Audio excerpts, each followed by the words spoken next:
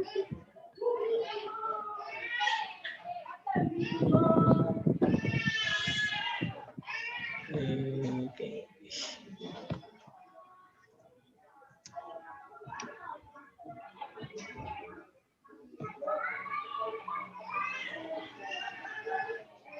All right, so think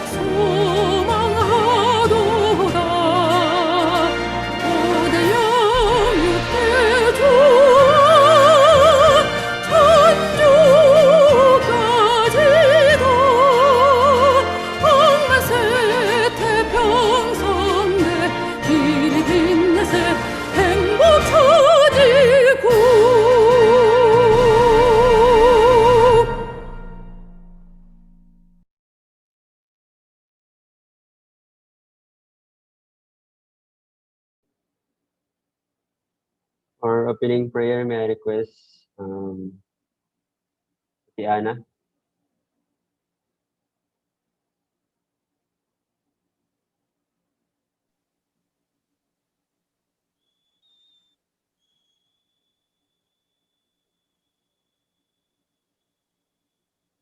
Si Ana?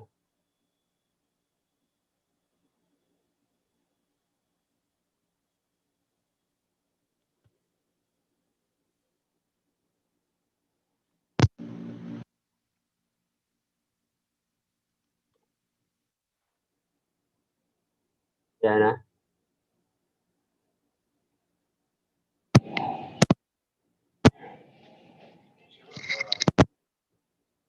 Po, narinig niyo po ako? Yes, yes. Okay. Okay, let us pray. Good evening, our most heavenly parents and true parents in heaven, earth, and all humankind. Heavenly parents, thank you so much for this another day that's given to us Heavenly Parents, especially for the last day of the year. And this is also our new year for the day. I know all of us will be celebrate, and I hope all of our family will be happy, and especially for my brothers and sisters who are working also in our Providence. They celebrate also a new year on the edge of the center. Many parents, thank you so much once again, especially for this blessing that we receive, physical food and also spiritual food. Many parents, and I pray also for our physical family and also spiritual family, especially for elders, leaders, brothers and sisters who are working so hard in our Providence. Many parents, thank you so much once again, and I hope guide us, protect us until the end of our life. Many parents, thank you so much once again, and I pray with humility and gratitude in behalf of our brothers and sisters, for parents' name, Aju. Ju. Alright, good evening sa lahat. Happy New Year. Ano muna tayo? Picture muna pala tayo. So, please open your camera. Okay lang ba ako? Parang ano, baka pwede pa ako. Sorry. Nawalan ako ng ano eh. Hindi ko alam. Bakit ganun nawawalan ako? Nawalan ako na off yung wifi ko. Ewan ko bakit. Baka yung ano, naka-data lang ako ah. Pero okay naman yung data dito sa amin eh. Take photo. Take photo.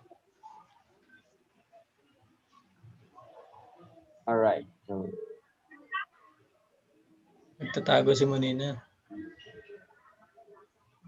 Simonens, Ayun. fasting yan, 3 days.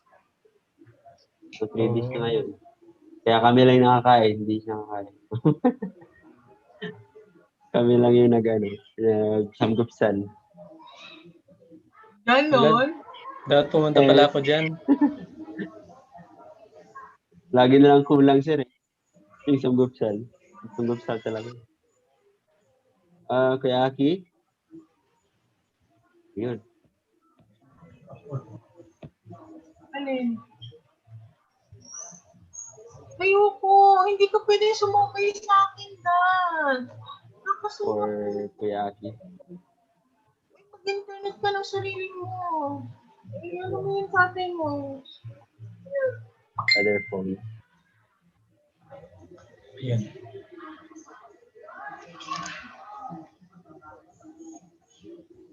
This is the last picture of 2020. First, let's Formal muna, formal. Formal 2x2 photo. okay, 3, 2, 1. Samgupsal.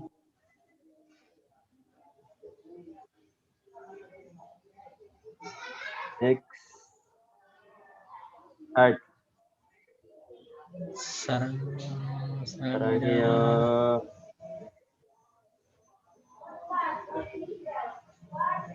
Then, Happy New Year! Vision 2027! Suni.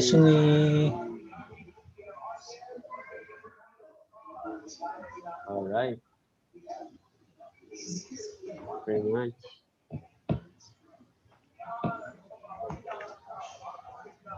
So,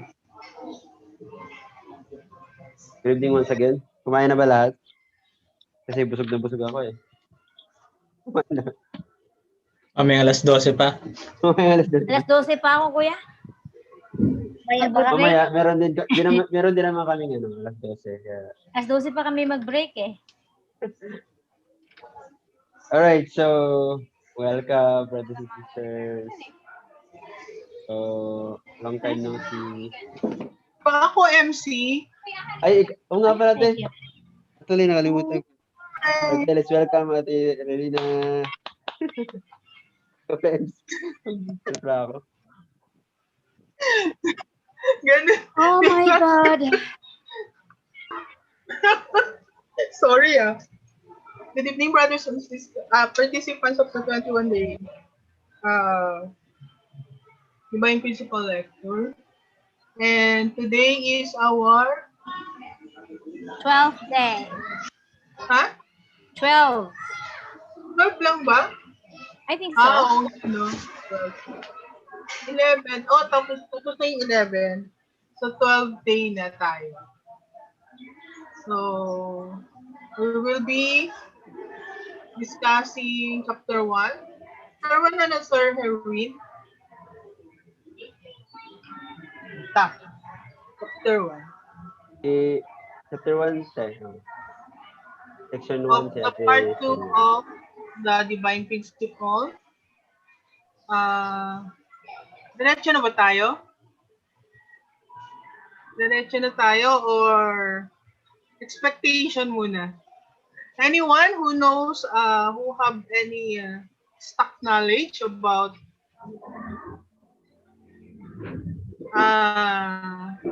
chapter 1 from the participants? What is that? Adam's family, ano? Adam's family and Noah's family. So anyone from the participants who knows about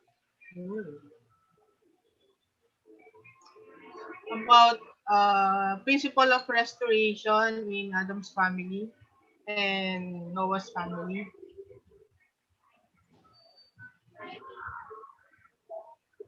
Tingnan ko.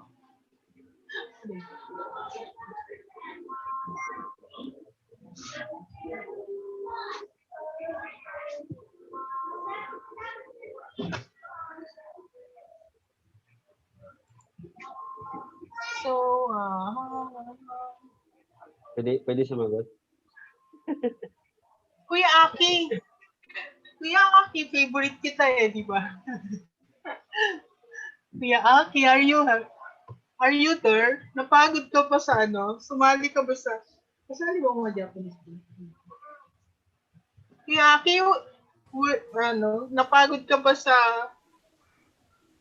webinar nyo ng second gen? Hindi naman po. Hi! Ano po? Hi, Kuya Aki. Ano po? Saglit lang daw. Mahaba yung ano natin, ano?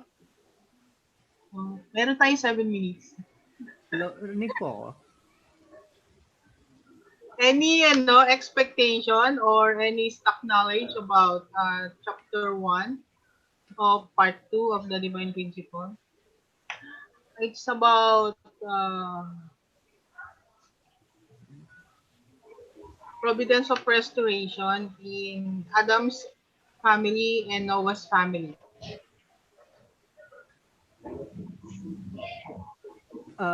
Narinig po ako, di ba? Make sure. Yes? Okay, rinig po. Actually po, parang kailangan ko po ng refresher, nakalimutan ko po. Okay. Parang kailangan ko po ng refresher doon. Okay. Sige. It's alright, Aki. How about heaven? Do you have any idea, ma'am? Do you have any idea? Ate Heaven? About Opo. for Adam's family, isn't it about Cain and Abel and how they should have set the foundation for the providence of restoration through their offerings to Heavenly Parent? I think is that about it. And then for Noah, it's about his sons, and then I think they both failed in setting the providence for restoration for that. I think that. Thank you, Ate Heaven. So it's about Noah. We will be sharing about the story of the restoration in Adam's family, particularly Abel and Cain. And then in Noah's family, particularly Noah's as the father of faith, and then first father of faith, the original father of faith, and also his sons. So without further ado, uh, let us welcome our Kuya Herwin Kalinawan for his sharing about this Ay, topic. Ano? Yes. Sylvia, ang una tayo. Section 1. Ay, Silvia muna. Okay. Sorry po. Okay. Section 1 si Ate Silvia. Okay, sorry. Okay lang po. Let's welcome. Kaya pala ganda-ganda niya. Naligo pa siya. New Year, ate, ko naman. Grabe ka. Yun nga lang ngayon lang ako nakaligo. Grabe ka. First na first kay ako. Nakagad na kagad. Kaya nga New Year, naglinis ako. Ngayon nga lang ako naligo, te. Sa buong taon ngayon ako nakaligo. Talaga? Grabe talaga. Totoo ba yun? Okay. Anyway, let's welcome our very energetic and very Energetic ba? artistic Meron ba ako noon? Sana nga. artistic ate Sylvia Diapera. Thank you so much for that very kind introduction po. Nakaka-inspire Kakalat po. ko eh. Nakalitan mo na. So, Sorry. let me share my screen first po muna, no? Okay. So, that's it. And, yeah. So, magandang gabi po sa ating lahat. Happy New Year. After a few hours from now, it's gonna be New Year. So, it's going to be a new beginning. Ika nga. Parang in some way, meron din siyang relation dito sa ating lecture tonight. Because tonight I'm tasked to share to you chapter 1, section 1 of the Providence of Restoration, part 2 of the Divine Principle. And then I think we knew, we have learned in our last, when was that? Tuesday, about the Providence of Restoration. Right after our first human ancestors, Adam and Eve, was not able to fulfill their personal responsibility and reaching perfection in the Garden of Eden, God immediately actually started his works of his providence of restoration, his works of restoring us back to his original state, or the sinless state. And then we knew also that we couldn't just immediately go back unless we will be able to have to pay indemnity. And we learn about the 3 types of indemnity, and as part of the indemnity, for us to be able to go back to that sinless state, original sinless state, we have to lay the foundation of faith and substance, foundation of faith through indemnity, and foundation of substance through indemnity as well, so that we can really be able to lay the foundation to receive the Messiah. Because we knew that only through going through the Messiah as the true parents can we be able to receive rebirth, thus making us be able to restore that original state, the sinless state. So this time, in chapter 1, we will be talking about the providence of restoration, the providence to di ko sorry kayo. Pataka lagi ko. How to remove this one? Because I cannot read. For a while. Yeah. There. You just have to move. The providence to, see, I cannot see.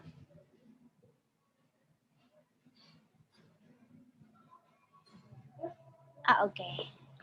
The providence to lay the foundation for restoration. So now we will talk about section 1, the providence of restoration in Adam's family. Thank you. For the providence of restoration to be accomplished in Adam's family, the members of his family had to make certain conditions of indemnity to restore the foundation of faith and the foundation of substance. On these two foundations, the foundation for the Messiah has to have been established. The Messiah should have come to Adam's family. So yes, last time we were talking about foundation of faith and substance to lay the foundation for the Messiah. And since we knew that Adam and Eve was not able to fulfill their portion of responsibility, and because of the by going through the fall, right then God started His works of restoration, providence of restoration. Since we knew that Adam and Eve, the very reason of their failure is when they eat the fruit, when they did not follow the commandment. And then that was the reason why they lost the word. And then because of that lost word that we have to restore back, we have to pay indemnity. And alam din natin in the previous chapter na Adam, since God cannot work directly to Adam because he already failed to fulfill his responsibility. God gave them two sons in the person of Cain and Abel. And this family and his members of the family has to lay the foundation of faith and foundation of substance. And so, because at that point, they're supposed to receive the Messiah immediately. That is Yan. Foundation of faith and substance. So, here, alam natin na if we have to, in the foundation of faith, establishing the foundation of faith, we also need, I have to read this one. To restore through indemnity the foundation of faith, following people must set up an object of the condition, so substituting for God's word that was lost. And for Adam's family, this object was a sacrificial offering. So during that time, alam natin na Adam supposedly is only to deal with God. Kaya lang dahil of the fall, they also deal with Satan at the same time. So nasa gitna na si Adam. And then for God to be able to work with Adam's family, God gave him Cain and Abel. And to restore this foundation of faith, kailangan nilang mag-offer ng sacrificial offering. That is in substitution to the lost word. The not eating of the fruit of the tree of the knowledge of good and evil. So, to restore the foundation of faith, there must also be a central figure. Yet, nowhere in the biblical record do we find Adam offering a sacrifice. Instead, Cain and Abel offered them. Alam natin why Adam wasn't able to do that because he already failed. Supposedly, prior to the fall, Adam is supposed to lay the foundation of faith by following the word. And thus, only deal with God immediately. Nandun siya, supposedly, he can immediately, nasabi natin na God should have been a call away. Sa time natin, a text away. Ika nga. Para for him to be able to relate with God. Ganon sana kadali lamang. However, it did not happen. Kaya yon, God gave Abel and Cain. And then alam din natin in the previous chapters na God divided. Why did God give Cain and Abel? Alam natin na Abel was the one who had represented God's side and Cain was on the Satan's side. Why was that? Gusto ko lang i-recall lang kaunti. Because we knew that this is due to the fall that had happened, that first occurred in the spiritual fall with Eve having give and take with Satan does. It is the first one, Cain, who represented that, and Abel, who represented the second fall, which is a physical fall, represented goodness. I mean, at least on the God side, because we knew that it was through the motivation of the fall that this too has been based on which one would take the side of Satan and which one would take the side of um, God. So, what was the reason for this? God symbolically next. So, una-una na ako, divided Adam, who embodied both good and evil by giving him two sons, Abel, representing good, and Cain, representing evil. God set them in positions where each dealt with only one master, God or Satan, and had them offer sacrifices separately. So, yon. Kasi hindi naman pwede na dalawang master ang i-deal natin. So, yeah. Ito na yon yung binigay ni God. So, Adam actually had embodied two, both good and evil. Kaya, hindi siya pwedeng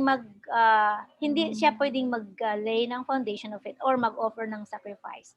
And play in the position of a central figure. That's why God gave them Cain and Abel. So Abel made the offering in a manner acceptable to God. In this way, he successfully laid the foundation of faith. So alam din natin na in the Bible and in the previous discussion, that Abel was able to successfully lay the foundation of faith. Yeah, during time in Adam's time. Yun. Now, we will study the course of Eve's fall. Eve's fall was consummated through two different illicit love relationships. The first was the spiritual fall through her love with the archangel, motivated by her excessive desire to enjoy what was not yet time for her to enjoy. So, ito yon yung yun yung spiritual fall. And the second was the physical fall through her love with Adam, her intended spouse, according to the principle, motivated by her heartfelt longing to return to God's bosom. So, nalaman din natin na it was Eve's, the position of Cain and Abel was based on Eve's fall, yung basehan doon. Cain representing the spiritual fall, thus relating with the archangel, and that it was caused to his excessive desire na naku-curious siya kung ano bang meron. Because they are supposed to deal with God, no? But they did not follow. They actually lost the word by not obeying the command of God. Instead, they Eve follow the I should say to be siguro in simple term, the lies of the archangel. The archangel was telling him something half truth. That's why, and then that makes her like become curious. So actually, archangel told him that when you eat if you eat the fruit, you will not die. Instead, you will become like God. So Eve was, oh my God, become very, very curious, and because of that excessive desire to know what really is what would it be like to become like God. So she had a relationship with the archangel. But then after Eve had that consummated that spiritual fall, she then had felt excessive longing to return to God after that. That's why that caused him to have the physical fall with Adam. And then it is lesser evil, or it is somewhat good, because we knew that, we knew that if, ano ba to? Sorry kayo. Sorry po. We knew that Eve is supposed to be the future spouse of Adam, and that somehow is a principle that is supposed to be the destiny. I mean, this principle, what is? That is supposed to be principle, the principle. Yeah, sorry, ano ba yan? So, yeah. But then, ano na ba? Ano ba yung sinasabi ko? So that's why that caused the physical fall with Eve to Adam. So yeah, the motivation of that second fall actually is due to is lesser evil, ika nga, compared to the first motivation of her having a relationship with the archangel. So, although the two were both fallen acts, alam natin yung kasi nag-fall nga sila, spiritual at saka physical. Yung una, the spiritual fall, and the second is the physical. The second act was more in line with the principle and more forgivable than the first. Since Cain was the first fruit of Eve's love, signifying Eve's first fallen act of love, he was chosen to represent evil. Yeah, alam na natin na yun. Since Abel was the second fruit of Eve's love, signifying Eve's second fallen act of love, he was chosen to represent goodness. O, nag-explain pa ako. Sige. So, yan. So, now we will study about the foundation of substance. Had Cain fulfilled the indemnity condition to remove the fallen nature, God would have gladly accepted his sacrifice. The foundation of substance would then have been laid in Adam's family. So, yeah, alam natin, the last time na the providence of restoration to lay the foundation to receive the Messiah kailangan mo nang mag-lay ng foundation of faith. And then, by having that foundation of faith, siyempre kung i-apply natin sa sarili natin, that should be, sa time ni Adam, at saka ni Cain at Abel, both had to lay the foundation of faith, and each had to, kasi bawat isa, katulad natin, each one has to do it. Nobody can do or on our stead to lay the foundation of faith. Instead, tayo talaga dapat yon. So, both of them has to lay the foundation of faith. So, sila pareho ang central figure, pareho silang may condition, may object of may object sa condition that is by giving sacrifices, and then in a particular period of time. If both could have been successful, then they will be able to remove the fallen nature. Yun yung foundation of substance. However, Adam and Eve, we knew that it did not. Hindi yun nangyari in Cain. In Abel, yes. And this was the process wherein they have to reverse the course. I mean, kailangan sila mag-indemnify.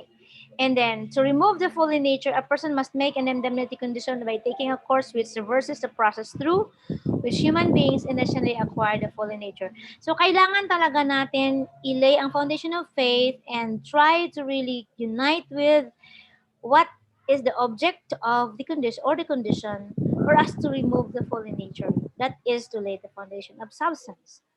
And then, we will now try to study the primary characteristics of the fallen nature. First, the archangel fell because he did not love Adam. Rather, he envied Adam, who was receiving more love from God than he.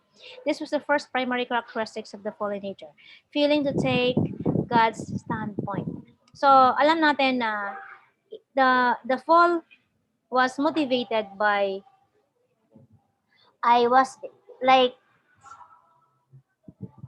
Archangel failed really to take God's standpoint.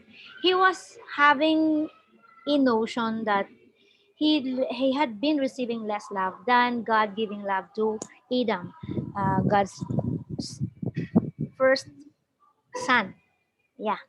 So because of that, instead of maybe doing something that would make God able to give him more love, Archangel become very, very self-centered. And thus, he envied Adam actually. So he got a strong jealousy towards Adam of having receiving more love from God.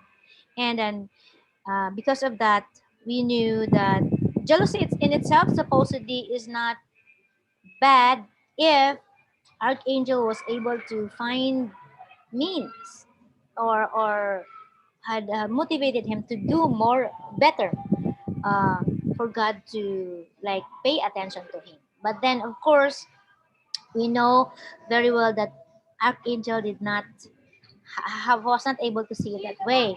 That's why instead, because of that fallen nature of failing to take God's point of view, Archangel actually, hello, Nai, leave his proper position. Now, we will see God, a second, the archangel fell because he did not respect Adam as God's mediator and receive God's love through him. Rather, he attempted to seize Adam's position. Yon.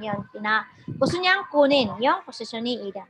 This was the second primary characteristics of the fallen nature, leaving one's proper position. So, sa buhay natin, mga brothers and sisters, if it is actually looking or seeing from God's viewpoint is very not easy for us to actually do. If we do not know, if we will not be able to know the principle and we will not be able to embody it in our daily life, actually, it is not very easy to look at things from God's standpoint, believe me. And then because of that, it would be very almost automatic that once we fail to do to look at things from God's perspective, we will definitely leave our proper position. We tend to immediately forget where we exactly should be putting ourselves or put our feet, put our position or our place. And then now the third primary characteristics of fallen nature is that the archangel claimed dominion over Eve and Adam. Alam natin yon, who were his righteous lords. This was the third primary characteristics of fallen nature, reversing dominion. So alam natin that archangel, and when God created archangel, and then after God created Adam and Eve, they are actually, when the archangel were made, the angels were created, it is very clearly said in the Bible that they are just the ministering spirits or the helper of God. Thus, therefore, they are supposed to be the like the servants of God's children. They are supposed to be, Adam and Eve are supposed to be the rightful lords of these angels. Unfortunately, the archangel, because of his failing to take the standpoint of God, and thus he leave his proper position. Thus, therefore, he sees the kinuha niya, paano ba sabihin? Kinuha niya, he take over the position of Adam and Eve. Therefore, he reverses the dominion. So siya na yung nagiging nasa position ni Adam, and Adam were in the position of the archangel. Kaya ngayon in the present time, kaya nga tayo, we tend to, prior to knowing the principle, we tend to respect angels more. And supposedly, the angels are supposed to serve us, or even the spiritual world are supposed to serve us. But then, because of the fall, our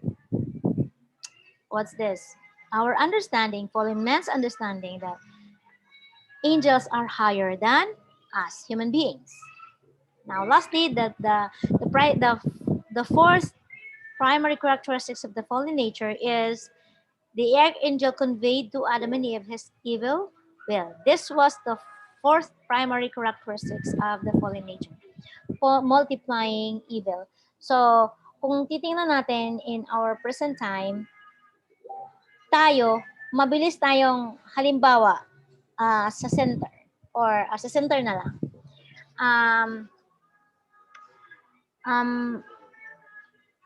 Our central figures are placed in the position of Abel, and we, members, are in the position of Cain. Or in the family, it is our parents who is in the position of Abel, and we children could be in the position of Cain. And then usually we children do not easily understand, cannot easily perceive the what's this? The perspective of our parents, thus making us easily not able to unite with them. And then we usually leave our proper position. We wanted to dominate. We wanted to become subject to our parents, actually. And because of that, we reverse the position. Yeah, we reverse the position. How are we going to do that? Actually, we wanted to be the one to be like in the command. We want all our desires to be followed by our parents. And good if there is only one child maybe in the family, but if there are many children in the family, it would be very easy. Alam nyo, pagkakaisahan pa yung parents natin. So, it is something like that, yung fallen nature natin ay mabilis nating i-multiply. Yeah, I think we will be learning about more on this kung if Kuya Herwin will, we can discuss this in Noah's family. So, here, I think yun yung mga example ko pwedeng sabihin ko sa inyo. Sorry na lang. So now, we will study the indemnity conditions to remove the fallen nature. So to remove these characteristics of the fallen nature, first, Cain, who stood in the archangel's possession, should have taken good standpoint by loving Abel, who stood in Adam's possession. So, alam natin na Adam should have been dealing with, before the fall, dealt only with God, right?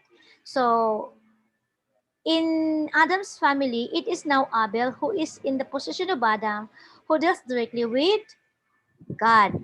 And then, to remove the fallen nature that the Adam's family inherited in the archangel, Cain is supposed to unite to Abel. So, yun.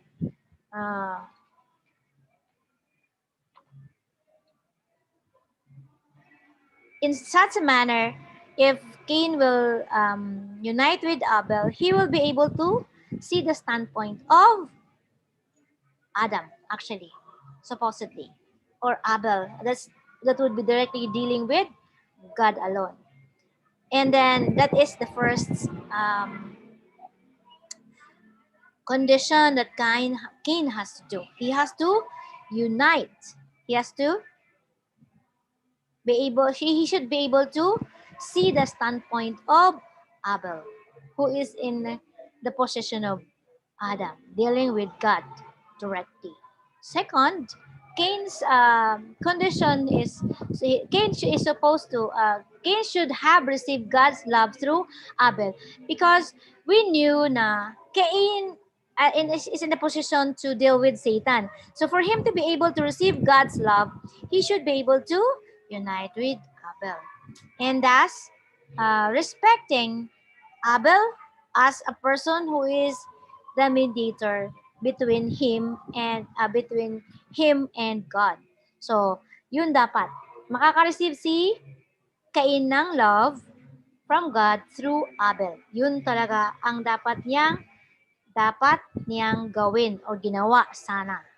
And then, making him able to, Cain should love completely Abel and should respect Abel as God's mediator, between him and God.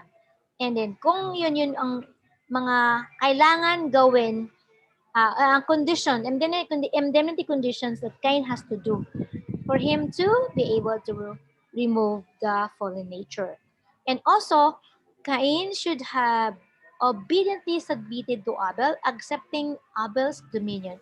So, kung si Cain pa sana, nakikita niya yung standpoint ni, or nag-unite siya kay Abel, and thus making he able to see the standpoint of Abel being in Adam's position and understanding and respecting Abel as God's mediator of between him and God. And also, Cain should be able to completely submit to Abel. And lastly, Cain should have learned God's will from Abel. They should have been able to multiply goodness. However, alam natin na ito yung process of restoration, thus fulfilling, laying the foundation of substance and then to remove the fallen nature. However, alam natin na hindi yun ang nangyari because Cain, alam natin na pinatay ni Cain si Abel. So the heavenly law dictates that Cain, an object part, what's this? An object part, partner, follow the absolute standard and go to heaven through Abel. Cain must serve Abel as his father, as his master, and his teacher. So ito yun sana. Kaya in relation to us, first generation, or even second generation, second generation should completely unite with their parents, should serve, of course, respect their parents, and should always be able to follow what the parents would ask them to do. Can they be able to understand God's will? Kasi alam natin for second generation, you are yet growing. Even if you are already on the position of sinless position, but we know very well that we are still, all of us, all of you, should also lay the foundation of faith by obeying, completely uniting with your parents, and really follow the word. Yeah. Kasi kayo na din yung immediately you are, do not eat the fruit of the tree, the knowledge of good and evil. Nandun pa rin yun. Yun pa rin yung word na dapat i-keep natin. Second generation should, for them to be able to understand God's will. Okay. So, on the other hand, pero sa first generation, ang first generation, we have to completely unite with our Abel, submit with our Abel, follow obedient with our Abel, follow whatever directions our Abel would give us, and then so that we will be able to understand God's will. And we should try our utmost to always try to look at things from God's perspective. Only when we can truly unite and one with heart with our Abel can we be able to see things from God's perspective. Thus, of course, we will not be leaving our proper position. We'll be able to keep our position. So, yun ang kailangan talaga natin mga first generation. So, on the other hand, with absolute faith, love, and obedience, Abel must embrace and love Cain as his only child and earn his trust and respect, thereby bringing him into voluntary submission. So, sa Adam's family, ito pa rin, yung katulad na sinasabi ko na Abel should able to embrace and love Cain as his own child and be able to gain respect. Cain's be able to earn Cain's trust and respect, thereby bringing him into voluntary submission. So, kung ma-embrace at saka ma-love lang ni Abel, kung na-love lang sana at saka na-embrace ni Abel si Cain, then Cain should have also been able to win, to give his respect and trust to Abel. Thus, he should be able to voluntarily submit to Cain. Pero hindi din yun ang nangyayari doon sa Adam's family. Alam natin. So in providential history, failures to keep his this heavenly law of Cain and Abel relationship had led to conflicts and bloodsheds, postponing God's providence. The thousands of years of human history are living evidence. So yeah, alam natin na hindi yun nangyari. Kaya ito yung nagiging na-inherit natin. We actually, even at the present time, we are actually having hard time, first generation having hard time uniting with our Abel in so many instances. We cannot easily understand the perspective of our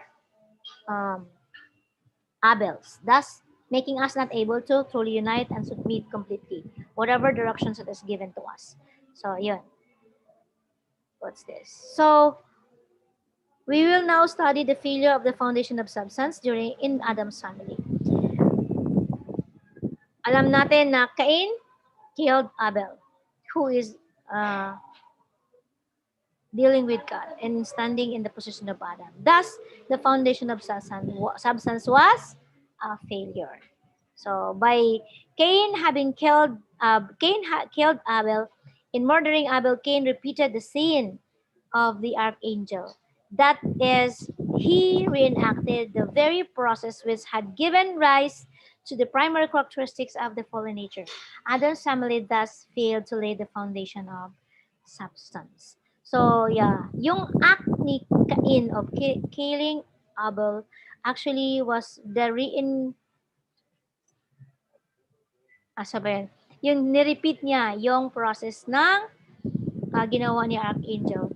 Pinatay ni Archangel or sinever or kinat ni Archangel yung relationship ni Adam to God. So in like manner, by having Abel being killed by Cain, it was also na putol din yung, hindi rin na-restore, naputol din yung relationship niya to God, of course. So thus, repeating the same fallen nature that that the archangel has in Adam's family. Therefore, the foundation of substance was not established.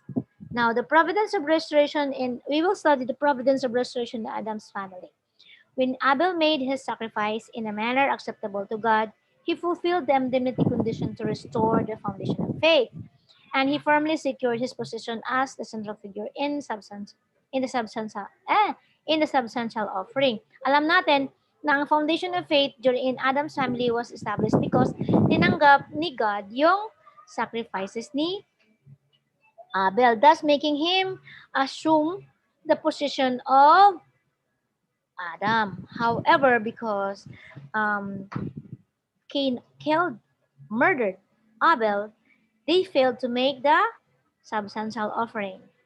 So the foundation of substance was not established. Hence, neither the foundation of substance nor the foundation for the Messiah could be established. Kaya, supposedly in Adam's family, when God could already come, if they had successfully laid the foundation of faith and substance, the Messiah could have come. But dahil nga hindi, so hindi na nangyari yon. So God's providence of restoration in Adam's family came to a note. Again, nag-failed na naman sila for the second time. So, the lessons that we should learn from Adam's family. First, God predestines the accomplishment of His will conditionally and has absolute respect for the human person of responsibility. So, dapat nating intindihin na yung will ni God, yung original will ni God, that is the realization of His the realization of the three great blessings by first establishing and accomplishing a perfected character. The first blessing, be mature. We can see that here, doon sa Adam's family, makikita natin na masyadong si God has really high respect or absolute respect for human portion of responsibility. God will never intervene. Pag-usapan ang portion of responsibility na God will never intervene in human beings. And then the second lesson that we have to learn from Adam's family is that even after Cain killed Abel, God began again a new chapter of his providence by raising Seth in Abel's place. This shows us that God has absolutely predestined that his will shall one day be fulfilled, even though his predestination concerning individual human beings is conditional. So, kahit yung will ni God is absolute, pero yung realization ng kanyang will, which is based on human personal responsibility, is then conditional. Therefore, nasa sa atin, nasa pag-fulfill ng human beings' personal responsibility, can God's will, absolute will, be realized. Therefore, making it conditional. Third lesson that we should learn from Adam's family is that through the offerings of Cain and Abel, God teaches us that fallen people must constantly seek for an Abel-type person. So, kailangan natin parating kailangan natin ng like central figure in the position of Abel that would assume the position of Adam. By honoring, obeying, and following him, this Abel person, we can accomplish God's will, even without understanding every aspect of it. So, yun. Kailangan nating maintindihan, mga kapatid, brothers and sisters, na by truly uniting that person in the Abel position, and by honoring that person, by obeying that person completely, and by following that person completely, can we be able to accomplish God's will, even to the point of not even at first understanding what are this Abel is trying to say, what is this Abel asking me to do. We should be able to completely unite with that person on that Abel position. Can we be able to accomplish God's will? So, sa atin, sa mga second generation, there are many instances, I think, that you may not be able to understand what your parents want you to do and wants you to accomplish. But if you will just try to honor, obey, and follow your parents without questions, after having been able to completely be united and obey and follow your parents, can you be able to discover God's will? Can you be able to understand later, after accomplishing whatever thing that your parents is asking you to do? Can you be able to understand God's will? Really, after that. So it is not bad to completely just unite with your parents, even without first understanding it, since you are yet in the process of growing. Because only through that, by following and honoring them and obeying them, can you be able to understand God's will more later. In the first generation naman tayo, by obeying completely to our central figures, honoring our central figure completely, and following what they want us to do, can, without asking them questions at all, and then after having accomplished whatever direction was given to us, can we be able to understand God's will. So, yun yung mga lesson na dapat nating ma-remember here in Adam's family. That we should first, we should always remember that God's will is absolute, but it become conditional because of God's absolute respect on human personal responsibility. Second, that God has absolutely predestined that his will shall be one day realized and be fulfilled. And even though his predestination concerning individual human beings is and thus this realization is dependent on the condition of individual fulfillment of personal responsibility. And that, the third one is we should always remember that we should be able to completely unite, honor, and obey the person who is in the position of Abel, chosen by God, for us to be able to understand God's will. Okay? So, ay sana ba yun? Paano yun? Okay. So, I think that ends my lecture for tonight. Brothers and sisters, thank you very much. Ayo. Yes. Thank you very much. Yeah. Pakso. Thank you po.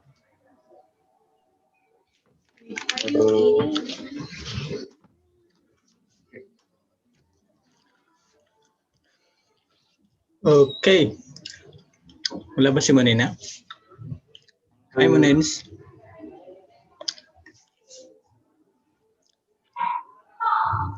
Anyway, so yun, no? That's how important the restoration of, most especially, dapat yung immediate restoration ng failure ni Adam through his children. Pero andun pa rin yung challenge, no? Kaya it was from Adam's family, it was passed to a next central figure. So at this point in time, we will be continuing our presentation so that we can have a deeper understanding of how the providence of restoration was being passed from generation to generation because of the limitation of the fulfillment of the foundation of faith and foundation of substance. Okay. And to continue God's providence of restoration, let's continue to listen to the next central figure by opening our heart once again to understand deeply how was the foundation of faith and foundation of substance being set after the family of Adam. So to further discuss the next central figure, let's all welcome our very own, the program director of BFD Education,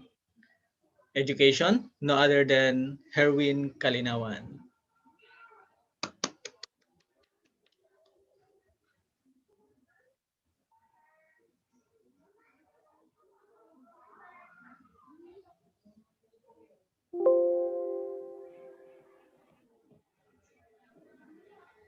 Okay. So we have a little bit challenge here.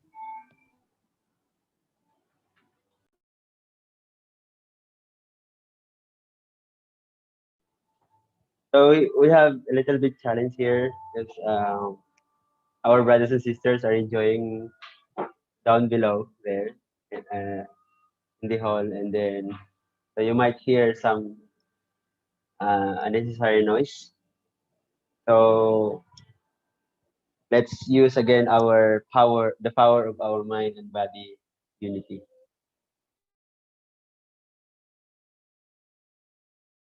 Our mind and heart based on makapokus siya sa on my voice. Are you ready? I'm sorry, because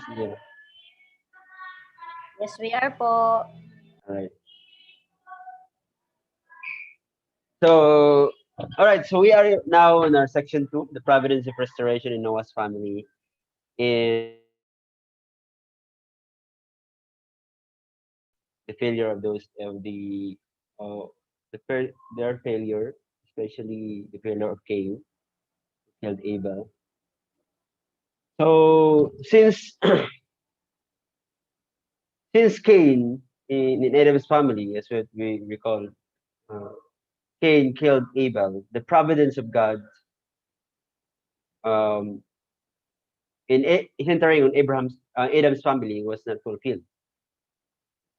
So since we all know that God has predestined absolutely the fulfillment of the purpose of creation and his will remains unchangeable. So no matter what, even if we human beings fail, God will never ever stop to to fulfill his will that is to establish the kingdom of heaven here on earth. So even though the Adam's family was failed, God has to find another way in order to in order to continue the providence of God. So that is why when Cain killed Abel, and then since Abel is the representative of God, God has to find another person. So Adam and Eve born another child, and that is Seth.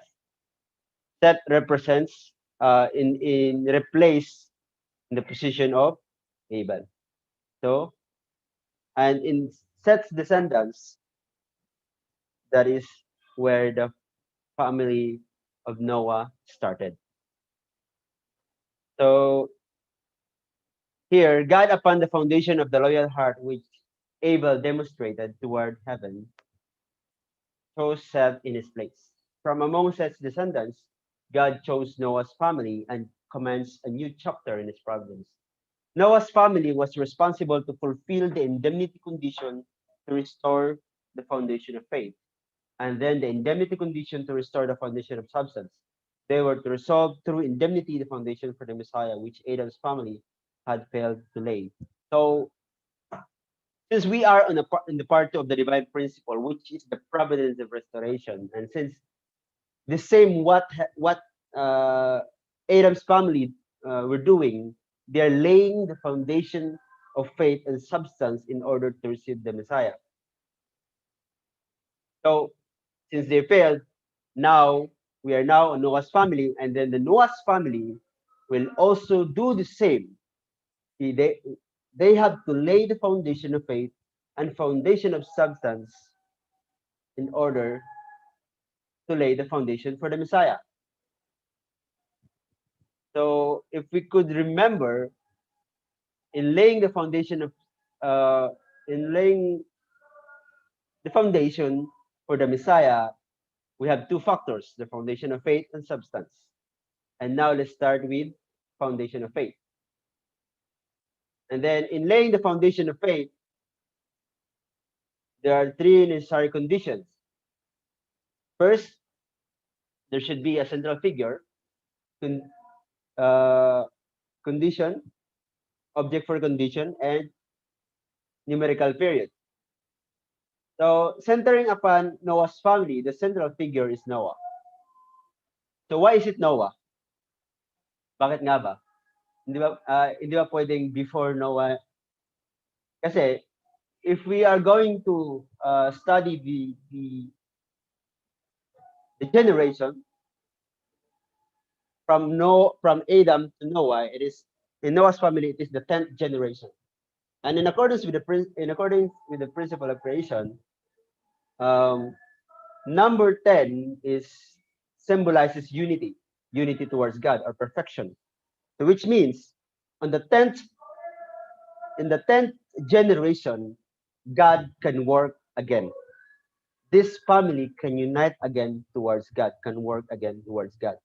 So God cannot work the 7th generation, the 8th generation, the 9th generation, but it has to be 10th generation, because it is in accordance with the principle that number 10 is unity towards God. And the 10th family is Noah's family. So that is why the central figure centering upon this foundation of faith in order to lay the foundation for the Messiah is Noah. And aside from that, Noah also inherited the heart of Abel, even though the Adam's family, right? Adam's family failed, but it's never been wasted. Because still, from Adam's family, there is one person, which is Abel, who is united towards God, and that condition never been wasted. So during the time of Noah, it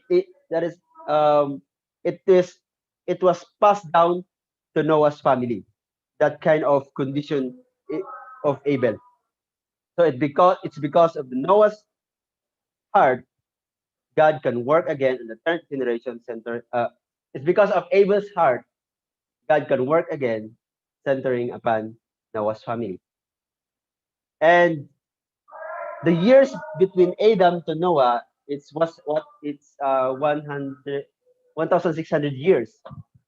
So why is it 1,600 years? Because since it is indemnification, so the four position foundation was lost. So Noah's family has to indemnify that one. And the four positions foundation has to fulfill indemnity to restore number 40, separation from Satan. So each of the four position foundation, 40, 40, 40, 40, so it's 160. And since it is 10 generations from Adam to Noah, so 160 times 10 is 1,600 years. So Noah's family, Noah became the central figure in order to lay the foundation of faith. So Noah was the central figure to restore the foundation of faith. The object for the condition by which Noah was to restore the foundation of faith was the ark. It was the indemnity condition for the restoration of the cosmos, which had been lost to Satan due to Adam's fall and signified the new cosmos. So the object for the condition in centering upon Noah's family is the ark. Why is it? Because God instructed Noah to build the ark at the top of the mountain. We all knew this one. At the top of the mountain, that it is, and normal people couldn't be able to comprehend in this kind of situation. Why would you build an ark at the top of the mountain? It should be nearby the seashore, right? And it is not just for a year. It is not just for 4 years. It is not just 10 years. It is 120 years. Noah was building the ark. With that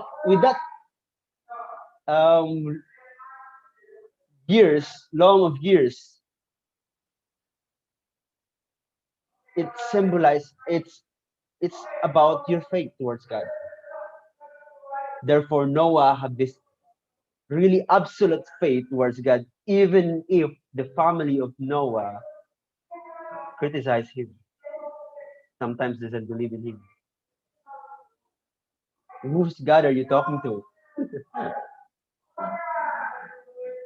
So this condition of building the ark, it symbolizes a new cosmos.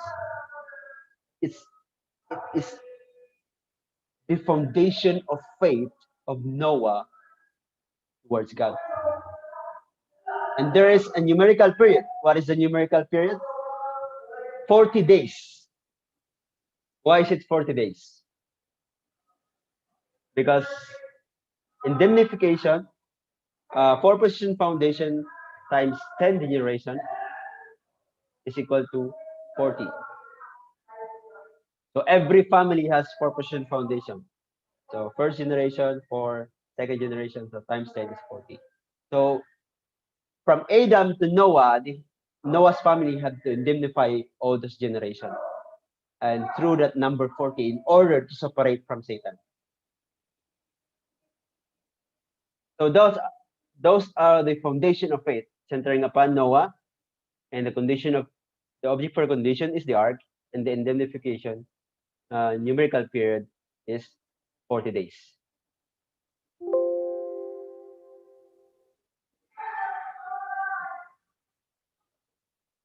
So after the ark was completed, God judged the world with a flood for 40 days. Its purpose was to eliminate sinful humanity in order to raise up a family who would relate only with him. Through the 40-day judgment, Noah's family offered the ark in the manner acceptable to God and restored through indemnity the foundation of faith.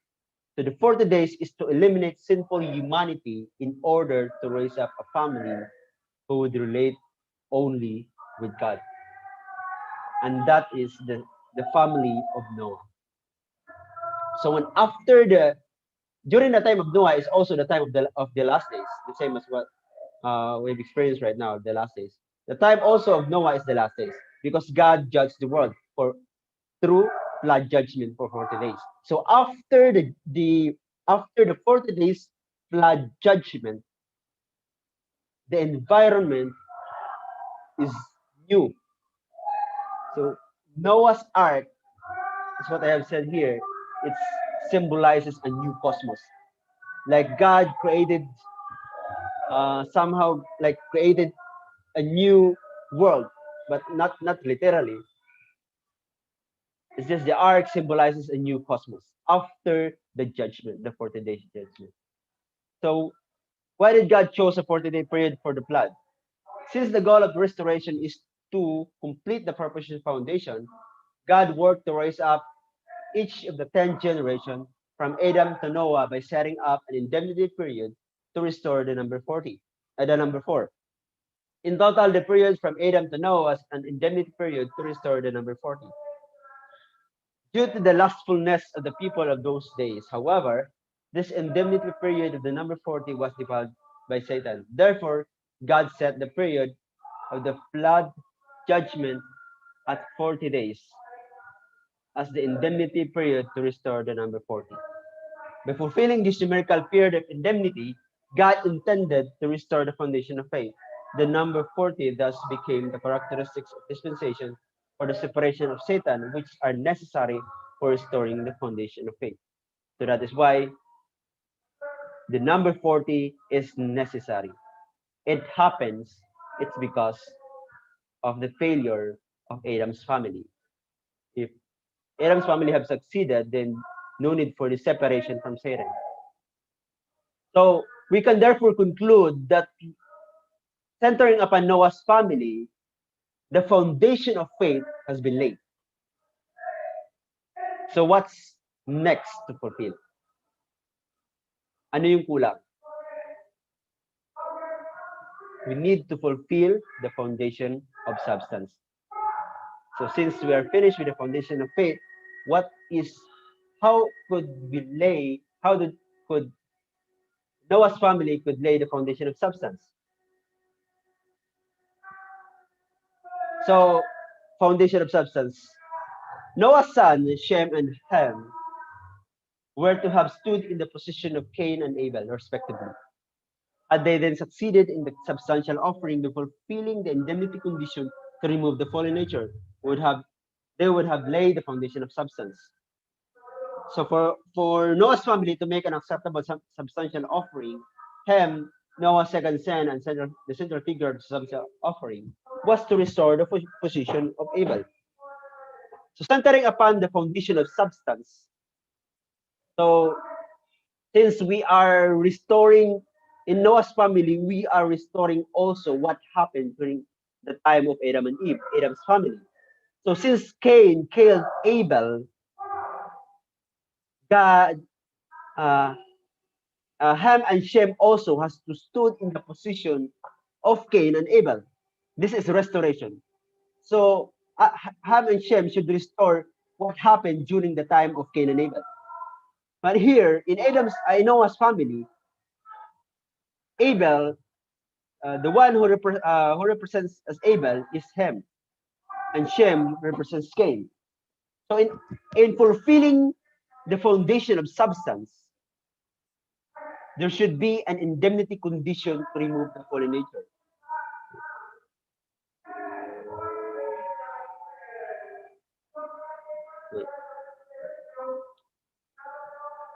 Right. So there should be an indemnity condition to remove the fallen nature. So here, what's supposed to happen during that time, in the case of Noah's family, it was Noah, not Ham, who made the symbolic offering. Therefore, for Ham to stand in the position of Abel, as one who have succeeded in making symbolic offering, he had to become inseparably one in heart with his father. So the one who laid the foundation of faith is Noah, and the one who laid the foundation, supposed to lay the foundation of substance, is Ham. So Ham and Shem should be united, and what Ham should do during that time, since Ham already Ham and Shem, we could say in the Bible that Ham and Shem are not fighting; they are actually united. The thing is, Ham should unite with his father. That's supposed to happen during that time. According sa reading, he had to become inseparably one in heart with his father. Ham should unite with his father.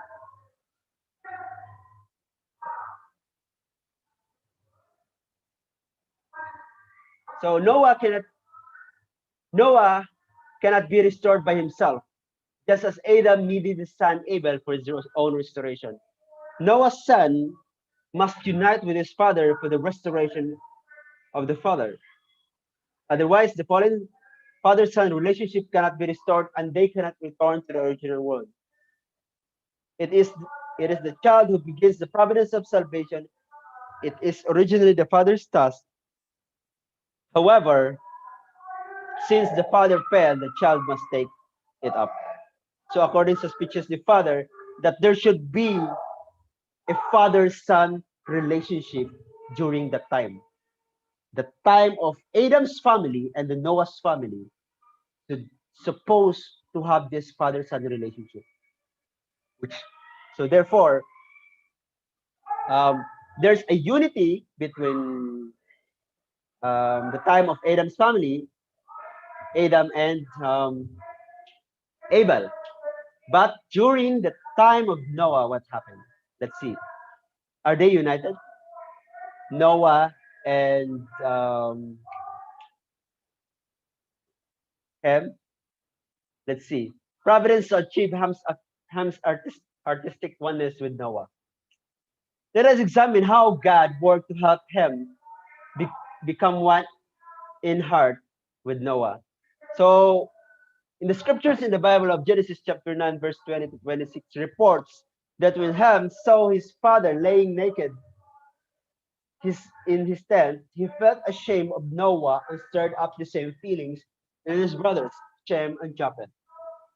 So after the flood judgment, and when the time that the family of Noah lived already on the land, started to live in the land, Noah's family planted like grapes, something like that, grapes. And then since there's some kind of, I think there's a victory celebration after that one. So Noah, like during that time also, yeah, Noah became drunk. And so since if you are drunk, then sometimes you don't know what to do. So, and at that time, so Noah became naked. And then what happened is that when Ham saw his father laying naked, then Ham felt ashamed of Noah and multiply. Yung sinabi ni Ate Sylvia kanina, multiplying the sin of being shameful to his father and to his brothers, Shem and Japheth. So that was happened.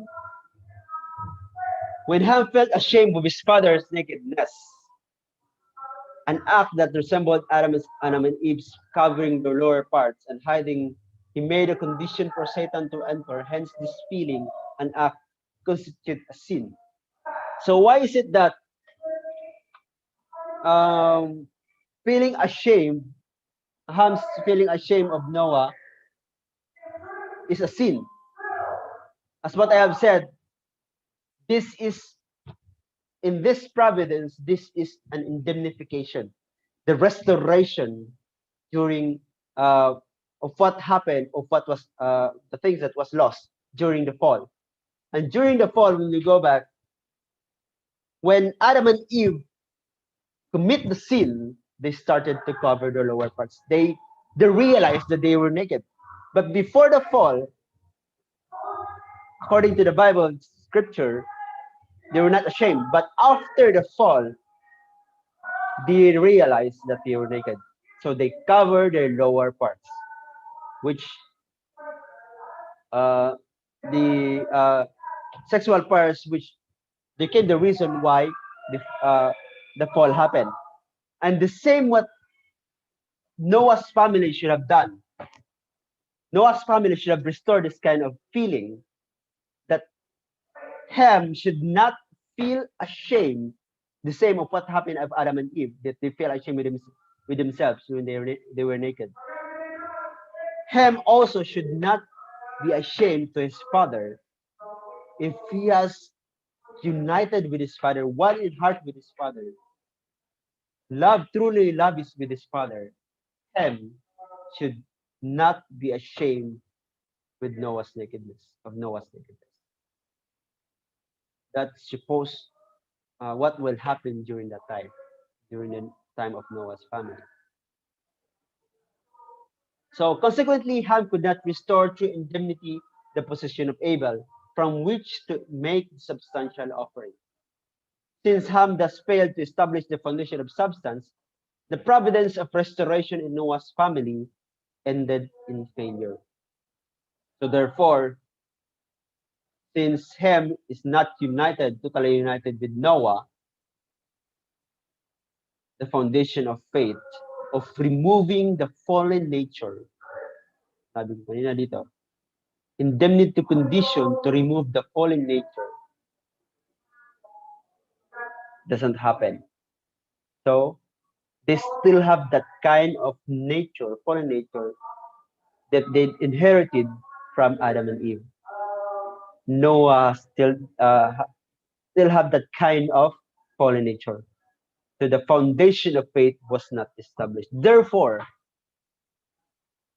it is not enough to lay the foundation for the Messiah. So we can therefore say and conclude that the providence in Noah's family failed. So why did God test the sons through Noah's nakedness? So according to the expression of the divine principle, why did God Noah's position right after the flood was much like that of Adam after the creation of heaven and earth. After Adam and Eve fell, they felt ashamed of their nakedness. They covered their lower parts with fig leaves and hid among the trees of the garden, fearing that God would see them. This shame was an indication of their inner reality, for they have formed a band of blood ties with Satan by committing sin with their sexual parts. By covering the lower parts and hiding, they expressed their guilty consciences, which made them feel ashamed to come before God. God wanted to recover the joyful heart which he had felt when looking at Adam and Eve in their innocence before the fall by taking delight in the innocence of Noah's family. Fulfills his profound wish God had Noah lie naked. Had Ham been one in heart with Noah, regarding him with the same heart and the same standpoint as God, he would have looked upon his father's nakedness without any sense of shame. To the sense, the primary characteristics of fallen nature, number one, that Ham should have the same heart and the same standpoint as God. That's supposed to be the thinking of Ham. It should be like the same heart with God. That even if he saw his father laying naked, he would instead feel joyful heart, the same as what God had felt before Adam and Eve. Before Adam and Eve fell, even if they were naked.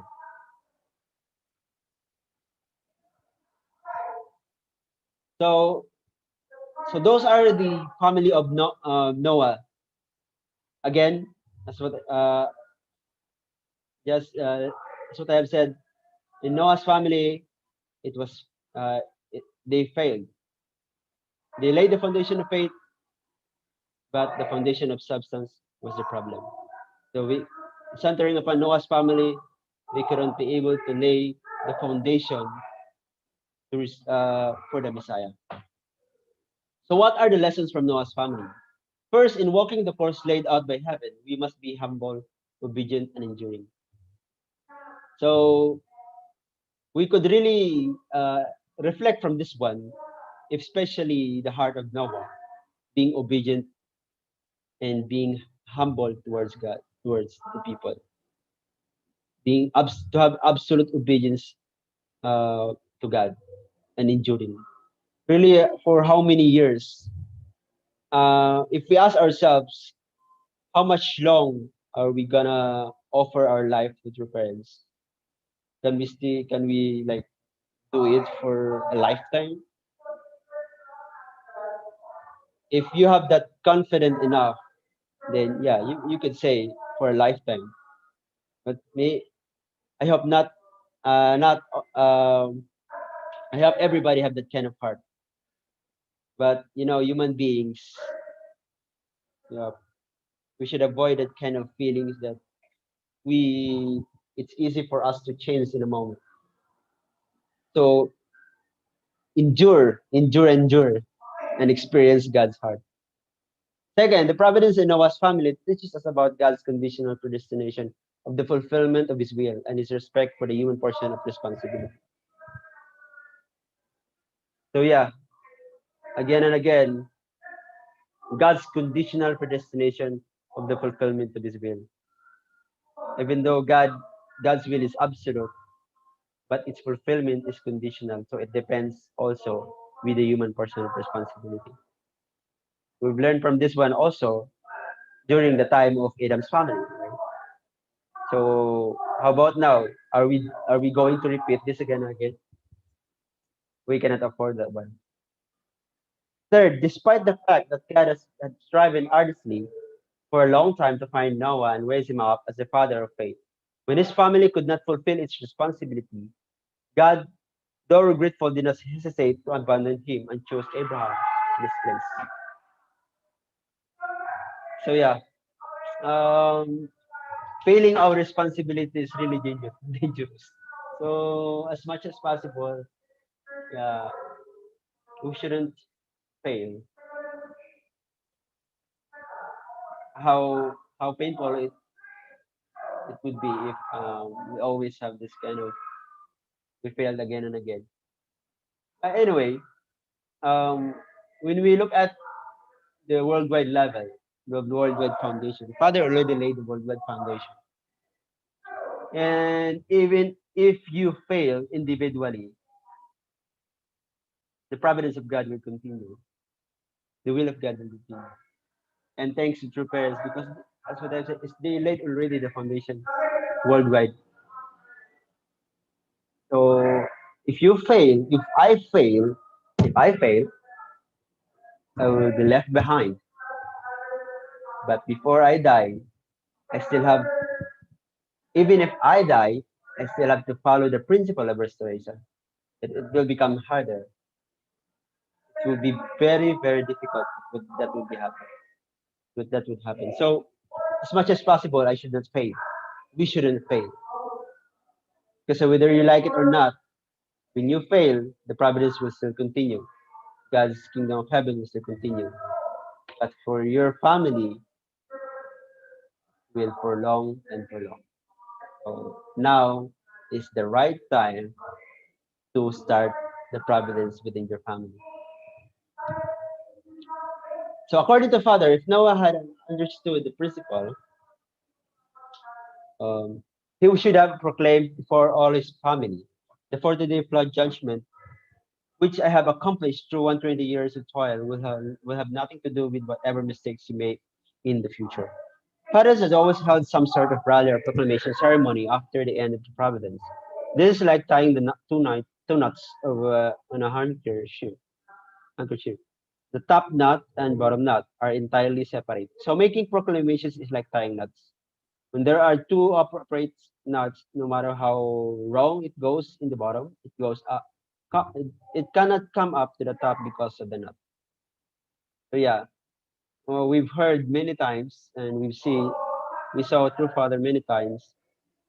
Father, even the things before it happened, Father really proclaimed that the victory. Yeah, and I also observed that one with some of our leaders, Dr. Young, Yeah, Dr. Yung also proclaiming a victory even before the the condition finished, even before the condition finished. Dr. Yung proclaiming a victory. So if Noah, during the time of Noah, even if yeah, there are some problems with his family, but if Noah is really eager and proclaim that he will, before it will happen, there's a victory already. Maybe that mistake would not happen. It's parang you are setting that already in your mind. So that's the power, I think, of the law of attraction. Whatever you think, even if it doesn't happen yet, it will really happen as long as you have the kind of desire and really strong desire, the same as true father, the same with father, right? The same with true parents. Really amazing. Had Noah made such a proclamation, even with Ham's mistake, the foundation built by Noah could have stood, and identity could have been lighter. Yeah, even though Ham's mistake happened, the indemnity, yeah, would be easier. According to Father, his rallies and proclamation are times when he reports to God, "I have triumphed up to this point," and declares to Satan, "I have achieved this much victory, so you can invade no more." Thereby tying knots of victory simultaneously in physical and spiritual world. So yes, tying knots. Kahit wala kang tinali, pero sinarado, nilock mo na ba? Nilock mo na agad. So Satan cannot invade anymore. Even if the mistake happened, so you are really sure ba? If the mistake happened, then it is lesser. Yeah, this is what true father said. Even if a mistake happened. So yep. So that is the lessons that we've learned from Noah's family. So yep, it's a failure, and so which means there's another family that we need to need to take the responsibility again. And do you think it is easy? What we've learned, lesser indemnity, great equal indemnity, and greater indemnity. So yeah, I think we are sure that the next family would receive and a greater indemnity because of the failure of the previous family. Yep. So that is the family of Noah. Good evening. Thank you very much.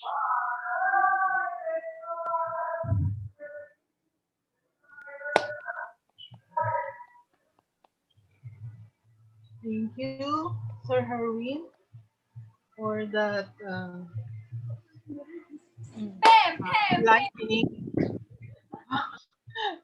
enlightening lecture and info about Noah's family. So we have learned what we have learned. So it's now time for reflection. We have lots of time.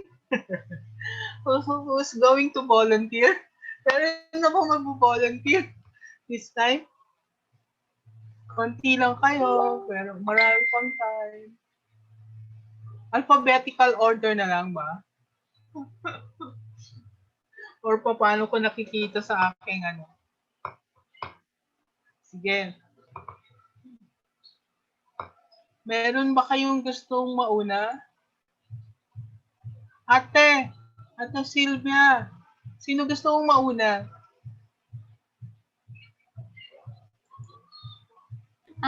Magandang gabi po. Si Ate Cora. Ate Cora. Nasaan si Ate Cora? Oh, yan. Ate Cora. Ate Cora, reflection po.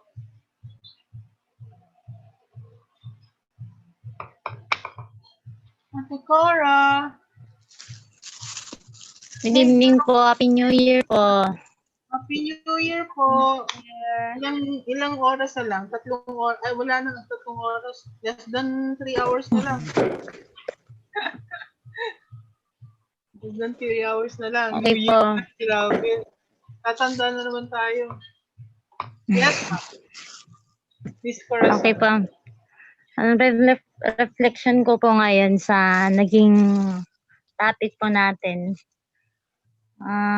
Dito po kasi mas pinapaintindi kung paano nag-fail yung family ni Adam and then Noah family po. Sa akin po siguro marireflect ko po sa sarili ko na naging part ako ng failure kasi ito po nga po naranasan ko na nagka-family and then hindi siya successful. So ito yung time ko siguro na kailangan kong ibigay yung life of faith and life of substance ko dito sa unification movement kasi hindi ko masyadong naintindihan in the past. Kaya mas itutuon ko siguro yung pagkakataon ko at oras ko dito sa movement para ma-complete ko siguro yung life of faith at life of substance ko po. Yun lang po. Thank you. Oh.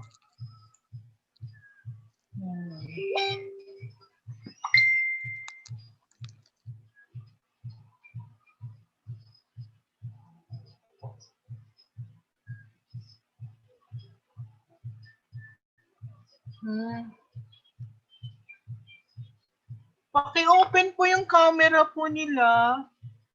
Hindi ko rin kayo nakikita. Nakita ko na ba? Si Miss Kenneth sasabihin ko si Miss Ana, Sis Aki, pwede na ba, Kuya Aki? Yung ano, sabi mo. Anyway. So, sino yung next na mag-reflect? Sabi ni Miss Cora, ano daw, part din siya, nag-failure din daw niya yung katulad ng failure ni na Adam's family and Noah's family. So, dahil doon, she learned that yung mga so that in her family, she will try not to repeat the same mistakes as Adam's family and Noah's family. So, ate, Miss Cora, so anong gagawin natin? Sa kay Noah, ang failure niya, hindi kasi siya nag-proclaim ng victory, So, magpa-proclaim siya din ng victory. And then, sa Adam's family, anong failure sa Adam's family? Ganun din, substantial, hindi na, the foundation of substance was a failure and that the Cain did not love Abel as God had loved Abel. So, yun. Dapat mahalin natin yung ating kapatid. So, yung ating central figure. So, as we become the central figure in our own families, so our children must be able to recognize that and that we should be able to also, just like in order to restore the failure of Noah, we need to tell our children or proclaim those to our children by explaining it. Sino yung next? Kuya Julio, sinong gusto mong next? Kuya Julio, sino yung gusto mong next na magre-reflect mo? Si Si Telly. Eddie, nandiyan ba siya? Wala ba? Si ano na lang. Aki. Si Aki Caro. Si Kuya Akinori. Aki daw. Akinori. Kuya Aki, it's time for you to shine. I'm borrowing Kuya Sir Herwin sa words. Po, sa ano ko po, reflection ko po is after listening it, na-recall ko ulit yung ba yan tawag yun? Yung foundation of faith, foundation substance kay Noah at kay Adam's families. So, yung kay Adam is much more dapat simpler part lang where Cain and Abel will have to do the foundation of faith and foundation of substance instead of kay Adam. So because since nagkabatay sila with Satan, and Abel became as God's like master, then Cain is like became Satan's master. So they have to do the conditions. So yung na-recall ko. So yung part niya is a really hard job. Actually, mahirap rin naman yun kasi the first gen of the Adam and Eve failed already. So may chances na failed rin sa mga anak nila. So ayun, okay, masyado nang pinapahaba na hindi ma-explain maayos.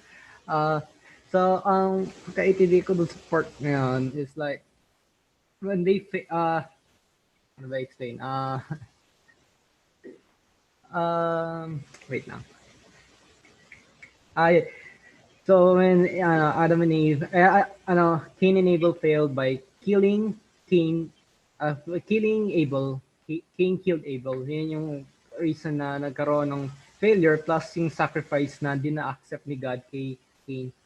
So that's the first part of Adam's family. Then nag-proceed siya, so showing that God still wants to hindi naman still but really wants to fulfill this restoration is he do it with another family, and that was Noah's family. So yun kay Noah's family, this time nag-fulfill yung foundation of faith, fulfill yun through the 40 days of flood judgment. Then but after that si Ham and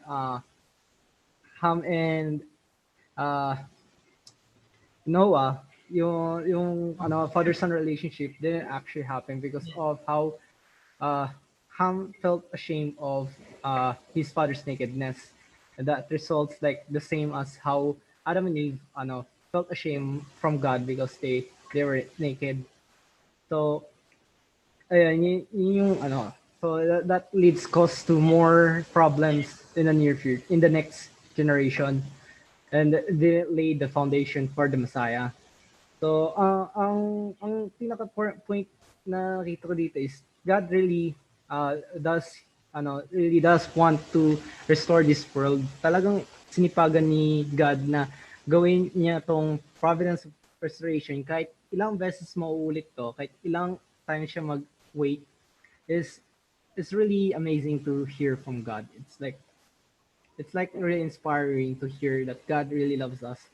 So we second gens, like we need to really hindi naman second gens pero lahat na sa lahat na actually sa lahat, pati first gens, second gens, third gens, any kind of gens, or even the fallen world, fallen people, that we must fulfill this. So ayan niya, kaya nagkaroon ng mga rally of hopes, na nagkaroon ng mga ganito kay True Mother. She really have to do more things para ma-fulfill tong restoration. So maybe yun na lang po. Kasi pa nag-explain pa ako, baka masyado pa mahaba pa. Thank you po. Thank you, Kuya Aki. So Kuya Aki is saying in Adam's family, uh, truly it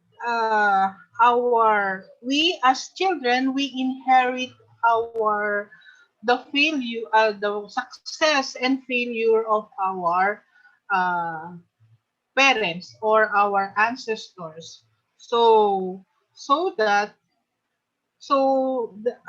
in our generation when we become parents, so we must be very careful of not fulfilling our responsibility so that our children will not suffer anymore and will be the one paying for our mistakes. And also in Noah's family, truly God is guiding us to guiding us to fulfill our responsibility, and that he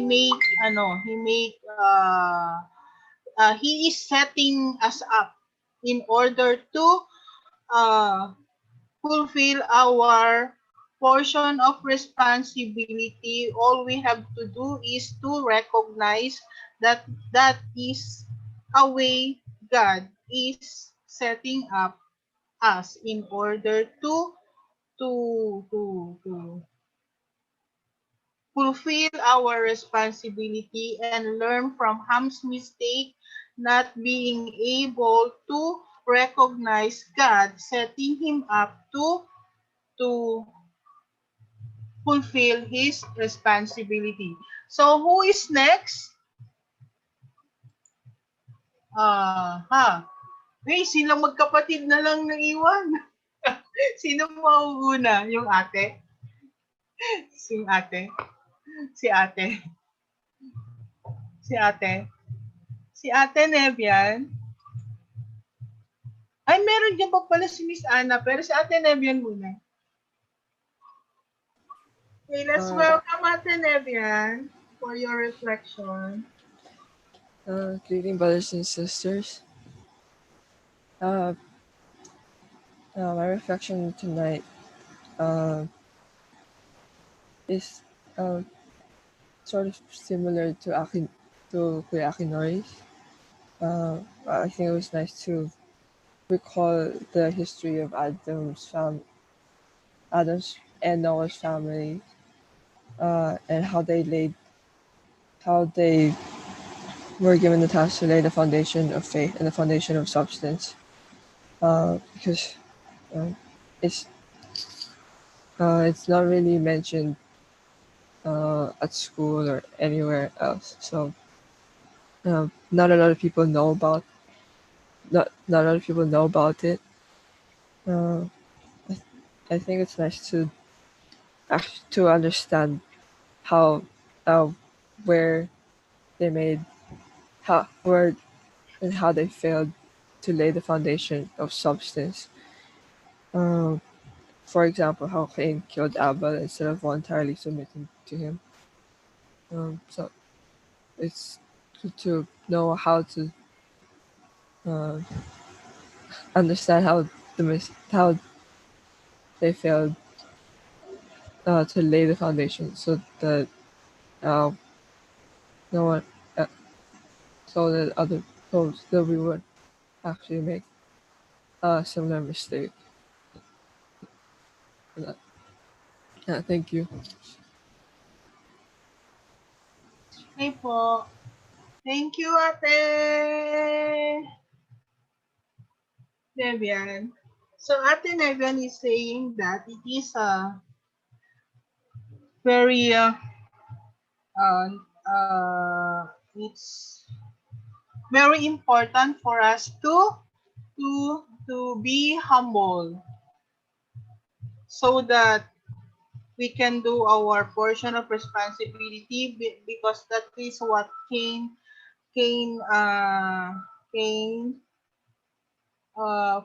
failed to do and failed to understand. If only he was able to humble himself before Abel, even though he is the elder, and that by logic, uh, Abel must humble himself before Cain. But then, since Abel is the one who represent God or goodness, and he represent evil or the Satan side, he needs to humble himself in order to fulfill his responsibility. So same also with the children of Noah. They failed to humble, especially he failed to humble himself before his father, and did not really was not able to uh, become one with his father, because he still remember how his father was ridiculed while building the ark. So that's one of the reason why he was not able to to become one with his father, because has been his habit not to not uh, to obey him and not to believe in his father. So that's the problem. So next is si Ate, nasa na si Ate? Ate Marie. Ate Marie?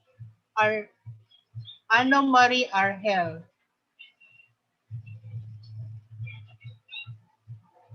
Ate Marie Good Argel. evening. Narinig niyo po ba ako? Happy New Year, Miss Ana Marie. Happy New Year po. So, regalo ko po pala. Charla. Ganon. So, yun, may Ano reflection. natin yung lecture. Yung knowledge.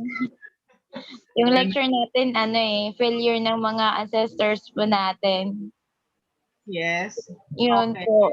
Iniisip ko lang po. Hindi kanina pa ako naisip eh. Paano kaya kung buhay pa ako nung panahon na yun, di ba? Ano kayang na maiambag ko sa pagka-failure nila?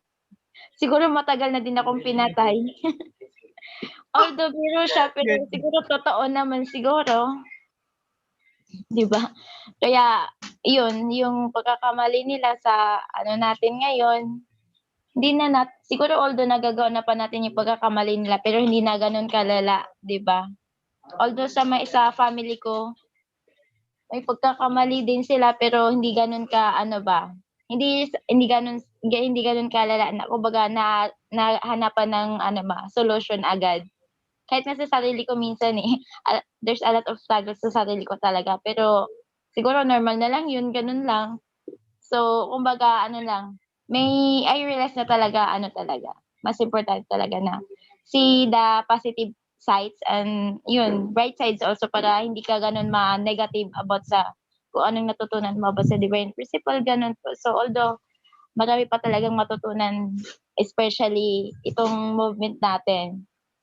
So, narealize ko lang na although patagal ka ng patagal, di ba, sa movement, kumbaga, andun ka na eh, di ba? Ituloy mo na, sinimulan mo, kaya kailangan tapusin. Kaya challenging talaga. Kaya yun po, yun lamang po. Thank you so much. Happy New Year. Tuputo ka na dito, oh. Okay. Happy New Year, Miss Ana. Miss Ana, are you the eldest or ilang kayo magkakapatid? Apat po. Apat. Pangilan ka? Panganay. Wow, panganay. Breadwinner nga po. So, how? Ano na? Breadwinner po. Breadwinner. How do you relate to your parents before and after you how do you relate applying what we have learned today, especially in Noah's kay Ham, yung sa lesson ni Ham, yung problem ni Ham, applying yon, how do you relate to your parents before you met the movement and now that you have met the movement? Okay. Before kasi, nung hindi ko pa na-meet yung movement, kumbaga, NPA talaga ako. So, mas lalo ngayon nagiging NPA na. So, ano kasi, yun nga, simula yung naging member po ako sa movement natin, at least andito ako sa nagsiserve kay God. There's a lot of blessing na dumating sa parents ko na hindi ko naman hinihingi. Kusa lang silang dumadating, ganun. Every time kinakamusta ko sila every year, tulad kanina, nun, may blessing ulit, ganun, unexpected. Hindi na wala naman akong pera ngayon, pero may blessing pa din dumadati sa kanila. Nakakatuwa lang kasi. Yun po Okay. ang sinaiba. Thank you, Miss Anna. Maybe, nag-work yung mga ancestors mo to help your parents so that they will receive blessings kahit na wala ka dyan sa kanila or na hindi ka palaging present Siguro because of your connection to the movement. Thank you, Miss Anna. Now, last but not the least, si Ate Evan. Good evening po, Happy Brother. New Year, Miss Heaven. Happy New Year po. Heaven talaga. Yan kayang reflection ni Miss Heaven. I think so. My reflection for tonight, from this lecture and previous lectures, we determined that God predestines His accomplished will, the accomplishment of His will, but He also absolutely respects our human portion of responsibility. So, in doing that,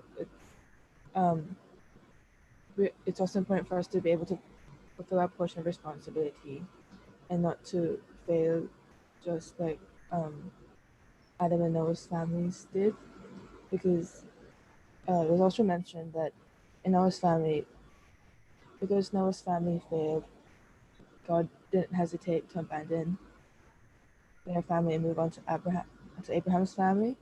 So it's important for us to be able to fulfill our responsibility, restore the world, so that and to make sure we don't get abandoned by Heavenly Parent as well.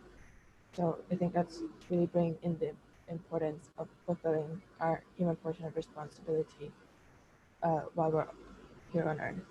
So, thank you, Paul. Thank you din, Miss Heaven. Miss Heaven, can I ask you a situation? Ganun eh. Since you and Ate Evian are sisters and you are the second daughter. So applying Cain and Abel situation. So how do you avoid the mistake of Abel? Do you think there is a mistake of Abel in the substantia in laying the foundation of substance?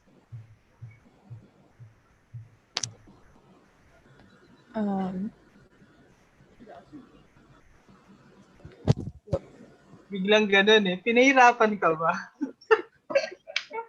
Ganun eh. Sorry, Patita, could you repeat the question, please? Since you are let us consider you and Ate Nevian are Cain and Abel. So, how do you avoid the mistake of Abel? Since there is a indirect mistake of Abel, right? He was not able also to make his brother Cain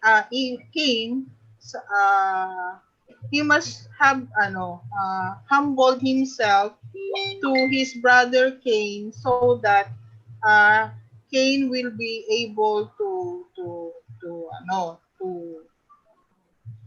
so that he should have offered, diba? He should have offered to Cain to offer his symbolic offering, di ba? But then he did not do that. That's the reason why Cain must have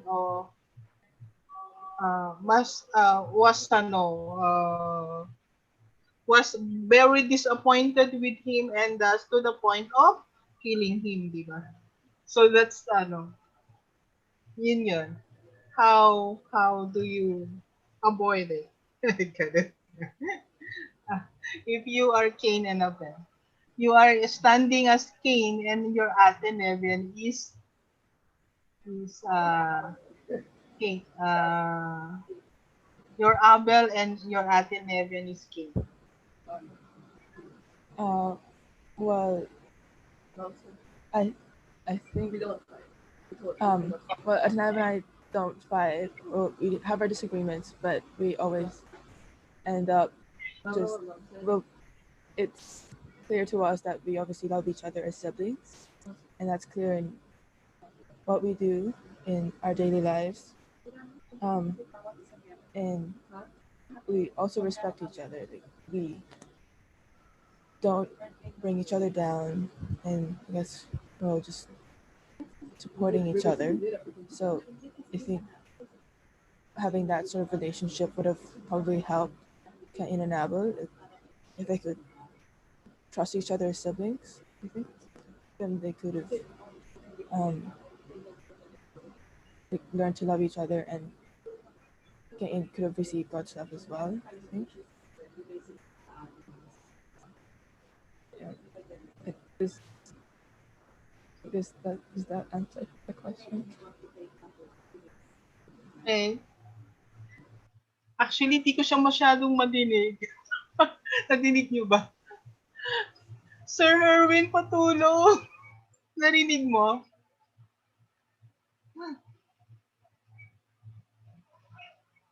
Hindi ko.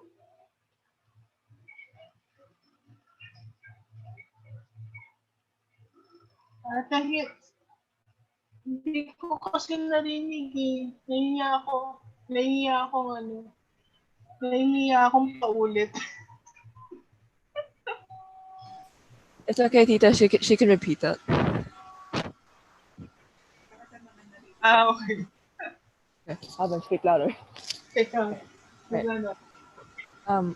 Well, I would say that as siblings, Satanavan and I love and respect each other on a daily basis, and we trust each other enough, and I guess we've always been close, especially because where we live, we're the only second gen, or we're the only BCs here in our town, so we've obviously had to rely on each other.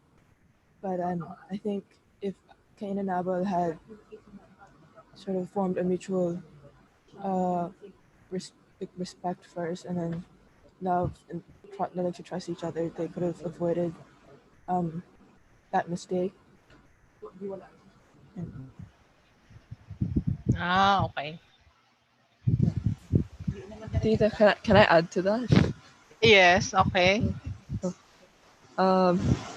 Also, our parents, well, we were actually given,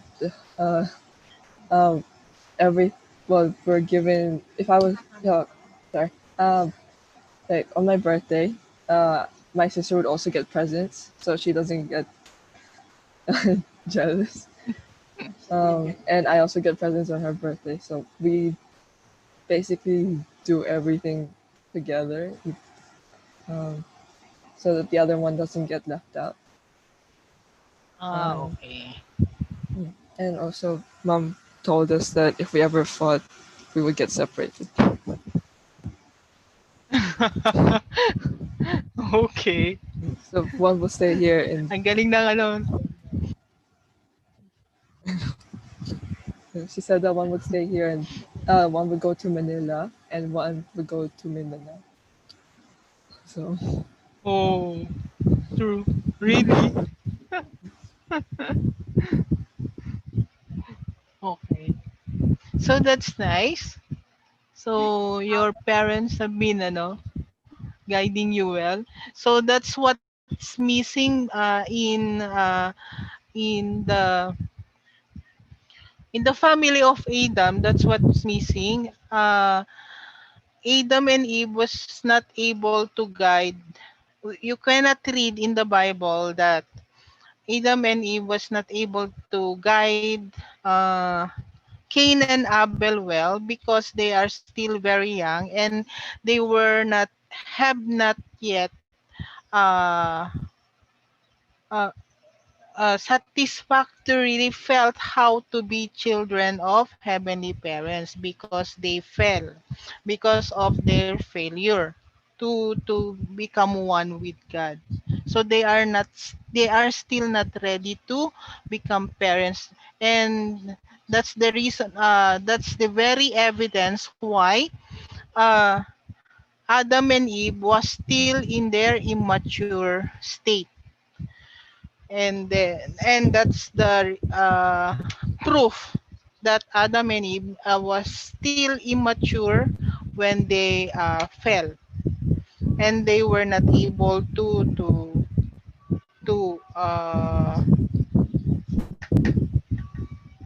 to guide their children towards heavenly parents, about the heavenly parents and how to fulfill their responsibility.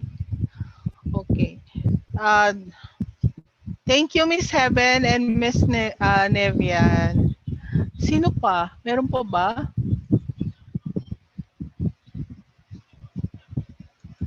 Kuya! Kuya! Kuya Julius, any addition about the topic? Tapos na sila Just eh. Yes. just concise. So we learned that the providence of restoration is the providence of restoring people back to the original position, to the from fallen state to the sinless state. So to realize that, we need the Messiah. It is because only the Messiah can remove our original sin that could make that transformation. The foundation of faith and the foundation of substance. So start with Adam's family. So when Abel made an acceptable offering to God, so he restored the indemnity condition for the foundation of faith. But when Cain killed Abel, so the foundation of substance was a failure because Cain should, as in the position of the archangel, should love Abel from God's standpoint. So meaning in ourselves also, we should be like that, no, in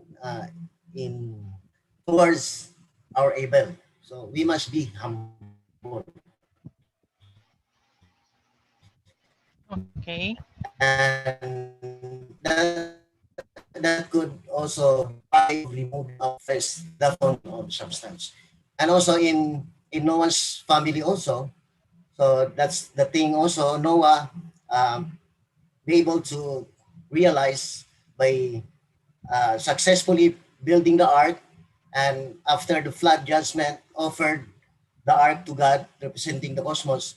But the problem is his son come of feeling ashamed of his nakedness, no? Not one in heart with Noah. So that's also became the failure for realizing the foundation of substance, because that act, with similarities when Adam and Eve, after the fall, hide their lower parts. So the same actuations. So we can learn that God's providence is absolute, but the fulfillment of His will, number one and foremost, requires portion of responsibility. So that's the thing that we must in our life of faith. we have to be uh, obedient, humble, also enduring. So we could, and also one in heart with um, heart with God, no? To in order for us to substantialize His ideals. So I think that's all I can add. Thank you. Thank you, Sir Julius. Of course, we should not end the year without hearing from our insights from our uh, beloved Kuya Randy Ame. Diba? Kailangan ma-hear namin yung word mo. Insights, sir.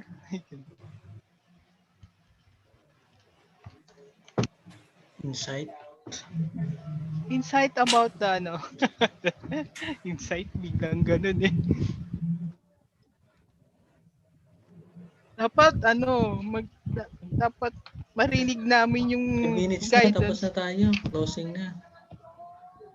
Ay, kaya, okay lang daw yun sa amin. Basta, ano, marinig namin yung boses mo. New Year na ako po, kuya. Happy New Year. Hindi Belated matapos na advance Merry Christmas and Happy New Year to all. Yeah, 2021, ganon. So, yun.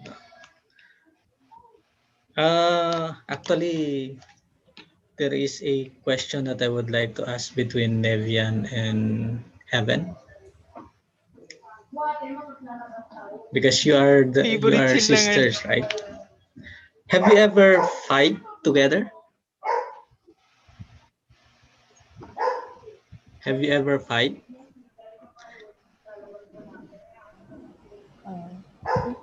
You became jealous to each other, right? Just like what you have said earlier, that during your birthday, there is a jealousy. But have you ever fight together? We have, but like I think not like nothing major. It's just like minor disagreements.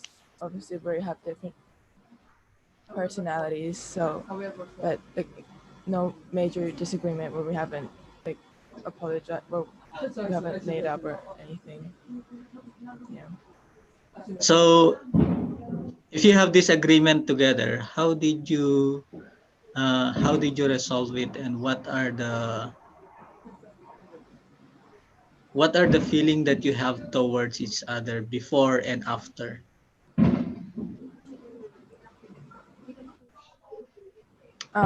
Before fighting and then after fighting, after disagreement, something like that. I think before or after, I think we still love each other. So if that was before or after, I don't think any of our disagreements like affected that negatively. Just because we know we're siblings, we're family. So, and like I said, the arguments that we have, like any disagreements that we have had, aren't that major. So. No coaching. Also, if we ever had a disagreement, we'd talk about it to our parents, and then they would resolve the issue. There was when I was younger, I had a coloring book for homework, and I've been colored horse boots. Was it boots? Yeah, she colored it orange instead of black. So,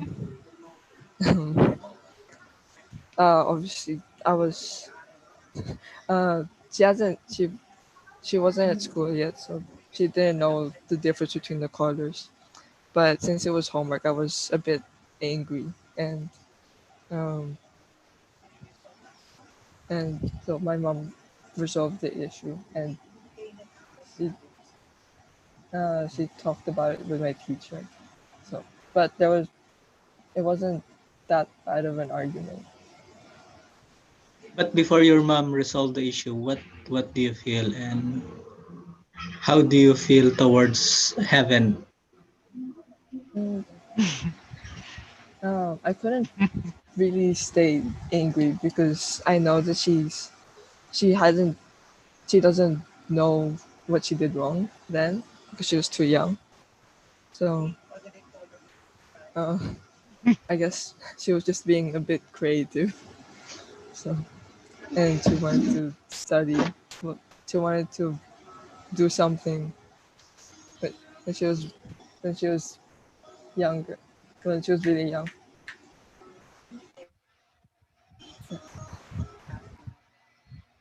Oh Okay, wait, so thank you very much for that. Actually, the reason why I asked that is if we will go back to the position situation of Cain and Abel in Adam's family, and also during the time of uh, Ham Shem. and Seth, Shem. Shem, Ham and Shem Shem. in Shem. Noah's family.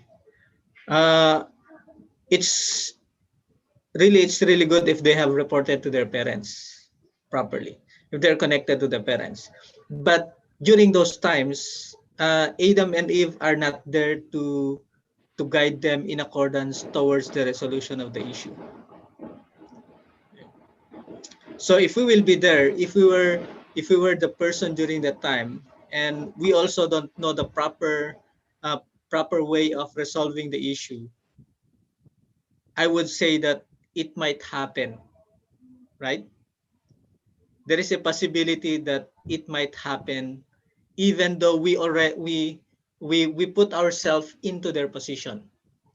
That's why it's really good now that we have understand this, we have learned from this, and we have studied this, and especially parents who really study the principle was able to understand this so that children will be guided properly. And because of that, as you can see, you will raise in accordance towards the resolution of the conflict of the past, right? And this is the main point that we can see from this presentation, how much we understand the limitation of the past, and then making a commitment that now that I'm in this position of knowing all of these things, I will know now how to raise my next generation or how to guide my next generation. So if my parents would not be able to know, or if my parents were not able to give guidance towards us, the challenge towards the children is how much we wanted to report to the parents. Instead of just getting angry, the most important is let's talk first to a person who knows, who have a more loving or higher person than us, and that is reporting to our elders, reporting to our leader. I have a similar situation. It's good that you have that kind of situation with your sister, but for me is with my elder brother, because we own a farm together, and then we are farming the same two different farm. But the saddest thing is when when the harvest came, even my harvest he took it, and that is for my tuition fee, and that is for the payment of my school, and also to support the center because I'm already a member during the time. Okay. So everything is, it seems I cannot enroll anymore because of that, something like that. I have that kind of feeling. But instead of hating my brother, I just asked my mother, why did he took everything? But during the time my brother already has a family, and he needed also some support. That's why my mother said, it's good that my mother already attended seminar, attended already 7 days workshop. And then what he said, just forgive your brother. Anyway, you will receive more blessing later on. Okay. So that is a good thing that we can learn how much we can control ourselves. Because what happened to Adam and Eve, or even to Cain and Abel, is instead of controlling their feeling and then consulting a higher or an elder, they just focus on their individual feeling. Right? Even in Noah's family, the reason why foundation of substance was not realized is because Ham focused on his own feeling. And the worst thing is, instead of telling to his brother that to ask comfort, to help the parents, what had happened is ano yan, he multiplied. Chinismis niya. Kumbaga, Chinismis chinismis niya, di ba? And at the Chinismis niya same yung tatay time, niya. instead of becoming a support to the parent, to the father, He he ridiculed niya. focused in his own feeling that of shame towards his father. Right? So the same scenario, the reason why foundation of substance was not realized is because of Cain and Abel focus on their own feeling, Ham and Shem focus on their own feeling, but they did not consider the elders. Does it make sense? And this is a great challenge to us now, most especially in this era that we have right now. We are being hindered by so many things. That's why it's really important that we have to be connected always to our parents. And instead of looking at the limitation of our parents, what we can do as a children, whether you're first generation, second generation, is we have to still give respect, because of them, we have life. Right? Because of them, we were able to see, even though we say that there are a lot of problems in our community, but still we can see a better environment and we can create a better environment. Aju? Aju. So what I'm saying is, the most important that we have to understand is to go back to understand what is really the root. Why Adam's fail? Why Noah's fail? It's not just because of the failure of Cain and Abel or Ham and Shem, but understanding what should be the feeling that they should have. They should have a longing heart towards the parents, longing heart towards God. Because if they will just focus on themselves, okay, just like both of you, if your parents didn't intervene, or if you didn't report to your parents, do you think would it be resolved?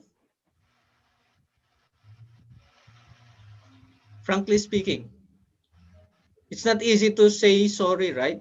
And it's not also easy to accept sorry. Most especially if you are an elder and then the one who commit mistake is the younger. Right. It's good that with my brother, I'm the younger and my brother is an elder. Okay. So it's really important that we have to understand that. And we have to really practice how we can control our emotion. That's why Father always say, before we can control the universe, we have to control ourselves first. We have to overcome ourselves first. Because that is the basis. If we can take hold, instead of prioritizing our anger, we can calm down and we can think of how we can resolve the issue better. Okay. So, my dear brothers and sisters, yeah, if we will try to continue studying, the reason why Jacob became victorious is because he always considered his parents. Okay, overcoming his individual situation, but he wanted to offer something for higher purpose. And even though different circumstances that he faced, he always look at it as an opportunity for him to establish a better relationship with parents. Just like in true parents, when he is in Hungnam prison, instead of looking at the scenario as a difficulty for him, he always comfort God that don't worry. if this is the way for me to build the kingdom of heaven, this is how hard it is, I am willing to do it. Meaning how much we can do that, how much we can multiply that. And the most difficult that we can, in the family, it's easy. But how about if we will go out from the family?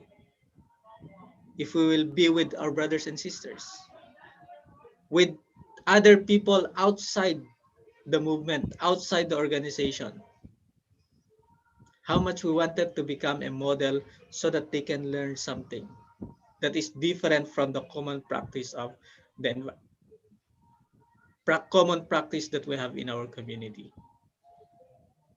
So this is the challenge to us as a member of the extended family of true parents, because it should not, what we have learned, it should not be only contained within us, but the most important is how we can embrace everybody so that each of us or all of us can enter the kingdom of heaven, right? That's why most especially second generation, we should have that eagerness to embrace brothers and other people, most especially young people, so that we can bring them to God. Because what we wanted is to establish a better community than what we have right now, right? And the only thing to do that is to guide them to be connected towards the truth, towards the principle, and ultimately receive the blessing and guidance from God through the true parents. That's the only formula actually. So same first generation, second generation, we have the same formula. We have to become the avenue wherein people can feel and experience God's heart. Not only in towards the mind, not only centering on dream, but it is a reality that God is living together with us. Just like and with true parents, centering on true mother in our time now. So that is a challenge, how much we wanted to connect other people to God and true parents by bringing them, by giving them the core principle that true parents have shared to us as well. And that's no other than the divine principle. Okay, so that's why we are studying this, because that's our position. That is our main responsibility. It is to multiply the principle, share the principle, so that we can create a better environment, so that Satan's lineage will be cut off. Satan's influence will be cut off. Okay. One thing also that I can never forget is, yeah, this is a common story that I always say during the time that my brother died. 12 days before his graduation in UP Diliman. Okay. 12 days before that, he was shot dead by the military. And UP Diliman, we all know that that is a environment of so many activists, anti-government. And many of them told me that you have to go to the mountain and you have to fight back for your brother. But the only thing that I told them is, Father Moon said, even though I kill so many soldiers, my brother's life cannot come back. But if I can forgive, he might have a peace of mind in the spiritual world. So that's a real scenario wherein we can practice overcoming ourselves, and we can practice what Father is always saying. In every situation that we have, the only thing that we needed to do is to overcome first our emotion, and then think of how we can connect to God and true parents. And ultimately, we are influencing them by showing them by example. And this is the model that true parents have shown us. He did not just speak in front of the people, but he lived with what he's talking in front of the people. So if that is how true Father show us a God-centered model, that is also the pattern that we have to do. That's why it's really important that we have to multiply, we have to expand the foundation that our true parents have laid by continuously educating and guiding people, connecting to the principle, and ultimately helping them to receive the blessing from God. That's why Father said, the last mission that each blessed family or each member of the unification have to do is to give the blessing or share the blessing or becoming a tribal Messiah. And that is our eternal responsibility actually. So I hope that with that we were able to understand the history, not just based on what had happened in the past, understanding or learning the failure of Adam and Eve, but how we can apply it into our daily life. Because like Father said, the principle is not just a text, it's not the textbook, but it is the way of life that we have changed after we learn the principle. Okay, how much we practice what is being taught in the principle and make it as our life, changing the tradition, the culture, and the practices that we have learned that comes from Satan into a God-centered, centering on a principle-centered lifestyle. So I hope that with that you have that kind, you always focus into that, and we always think of how we can substantialize all of these things so that we can create a better world, not only for us, but most especially for the next generation. So Happy New Year, and see you next week. Thank you, Sir Randy, for that very, very inspiring and enlightening message. Enlightenment talaga. Insight pala. Insight. Sabi na nga ba eh. So, what's next? Let's close. Ay, nagpicture na ba, sir? Hindi ko alam kung nagpicture kasi nawawala ako kanina eh. Nagpicture na? Saan tayo ulit? Picture. Kasama ako. Ganun. Tara, kasama ka. Okay. Okay, buksan niyo yung mga puso't isipan.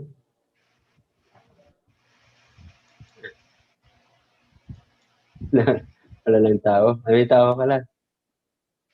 Meron. Wala ng tao. May tao pala. Meron pa. Next, sino pa?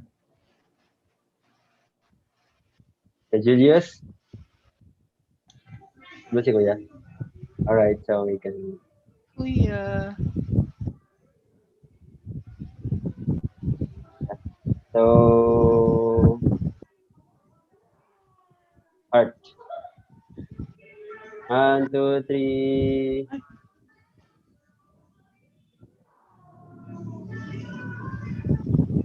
Ayun, humabol si Kuya Julius.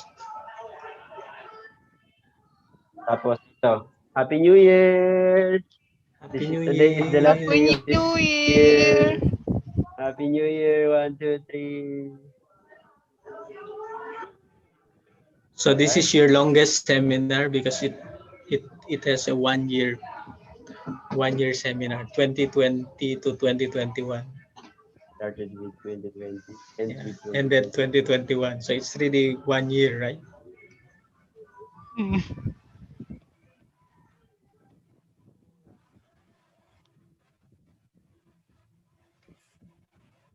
Okay. Sino? Can we ask,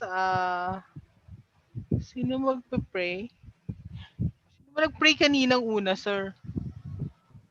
Opening prayer. I will do the prayer. Okay. Christian prayer.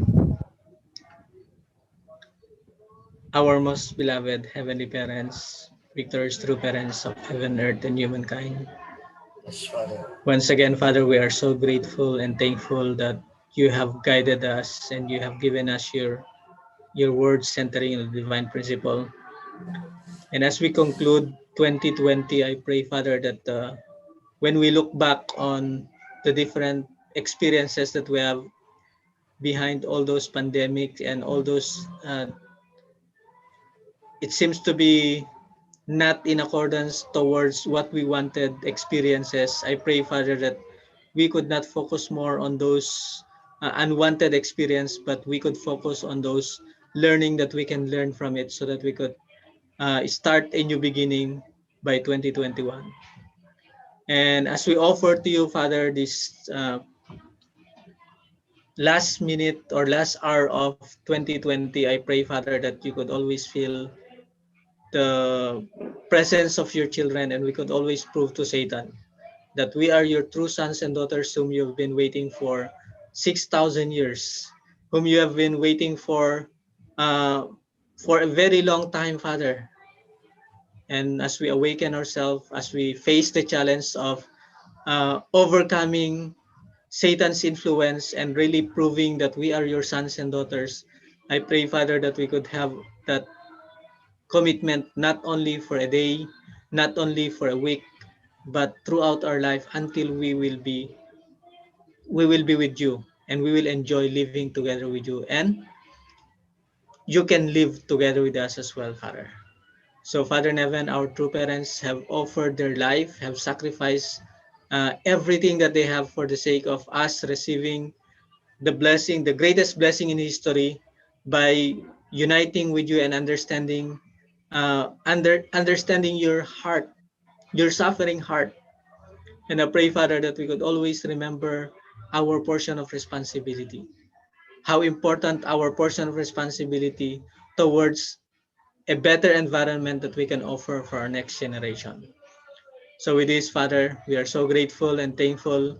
And I pray, Father, that we could give hope for 2021, and we will be the one to open opportunity for 2021 to become a better year, not only for us, but most especially influencing the whole world, centering on the supporting our true mother in their uh, cosmic program in order to establish Chunilgok here on earth. So thank you, Father, for this opportunity. And I pray, Father, that we could always make ourselves really have a strong determination and commitment to bring victory, and most especially to support our true mother in establishing Chunilgok here on earth in a substantial. Thank you, Father. May you please accept all of these things as we offer and report this in our name. Randy and Ria, may bless the family. Aju. Aju. Okay, Happy New Year, brothers and sisters. New Year. Ito na. Happy New Year. See you next year. Sila? Oh, wait. Ay, UPTA meeting tayo. Extend ba? Extend.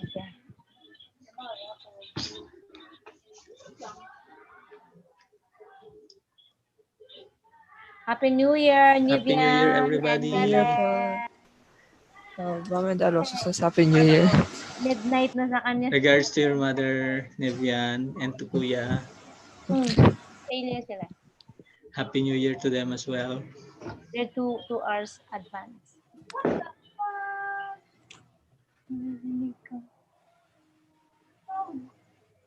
Yeah, 12 o'clock na now. Midnight. Hindi pala naririnig yung boses ko. Nakapit pala ako. Happy New Year. Wala na sila. No more. Tayo na lang. Meron pa.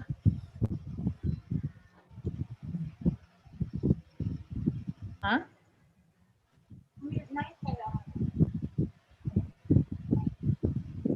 Oh yeah, I think so. I really believe you. Yeah. Okay, so yan, Happy New Year.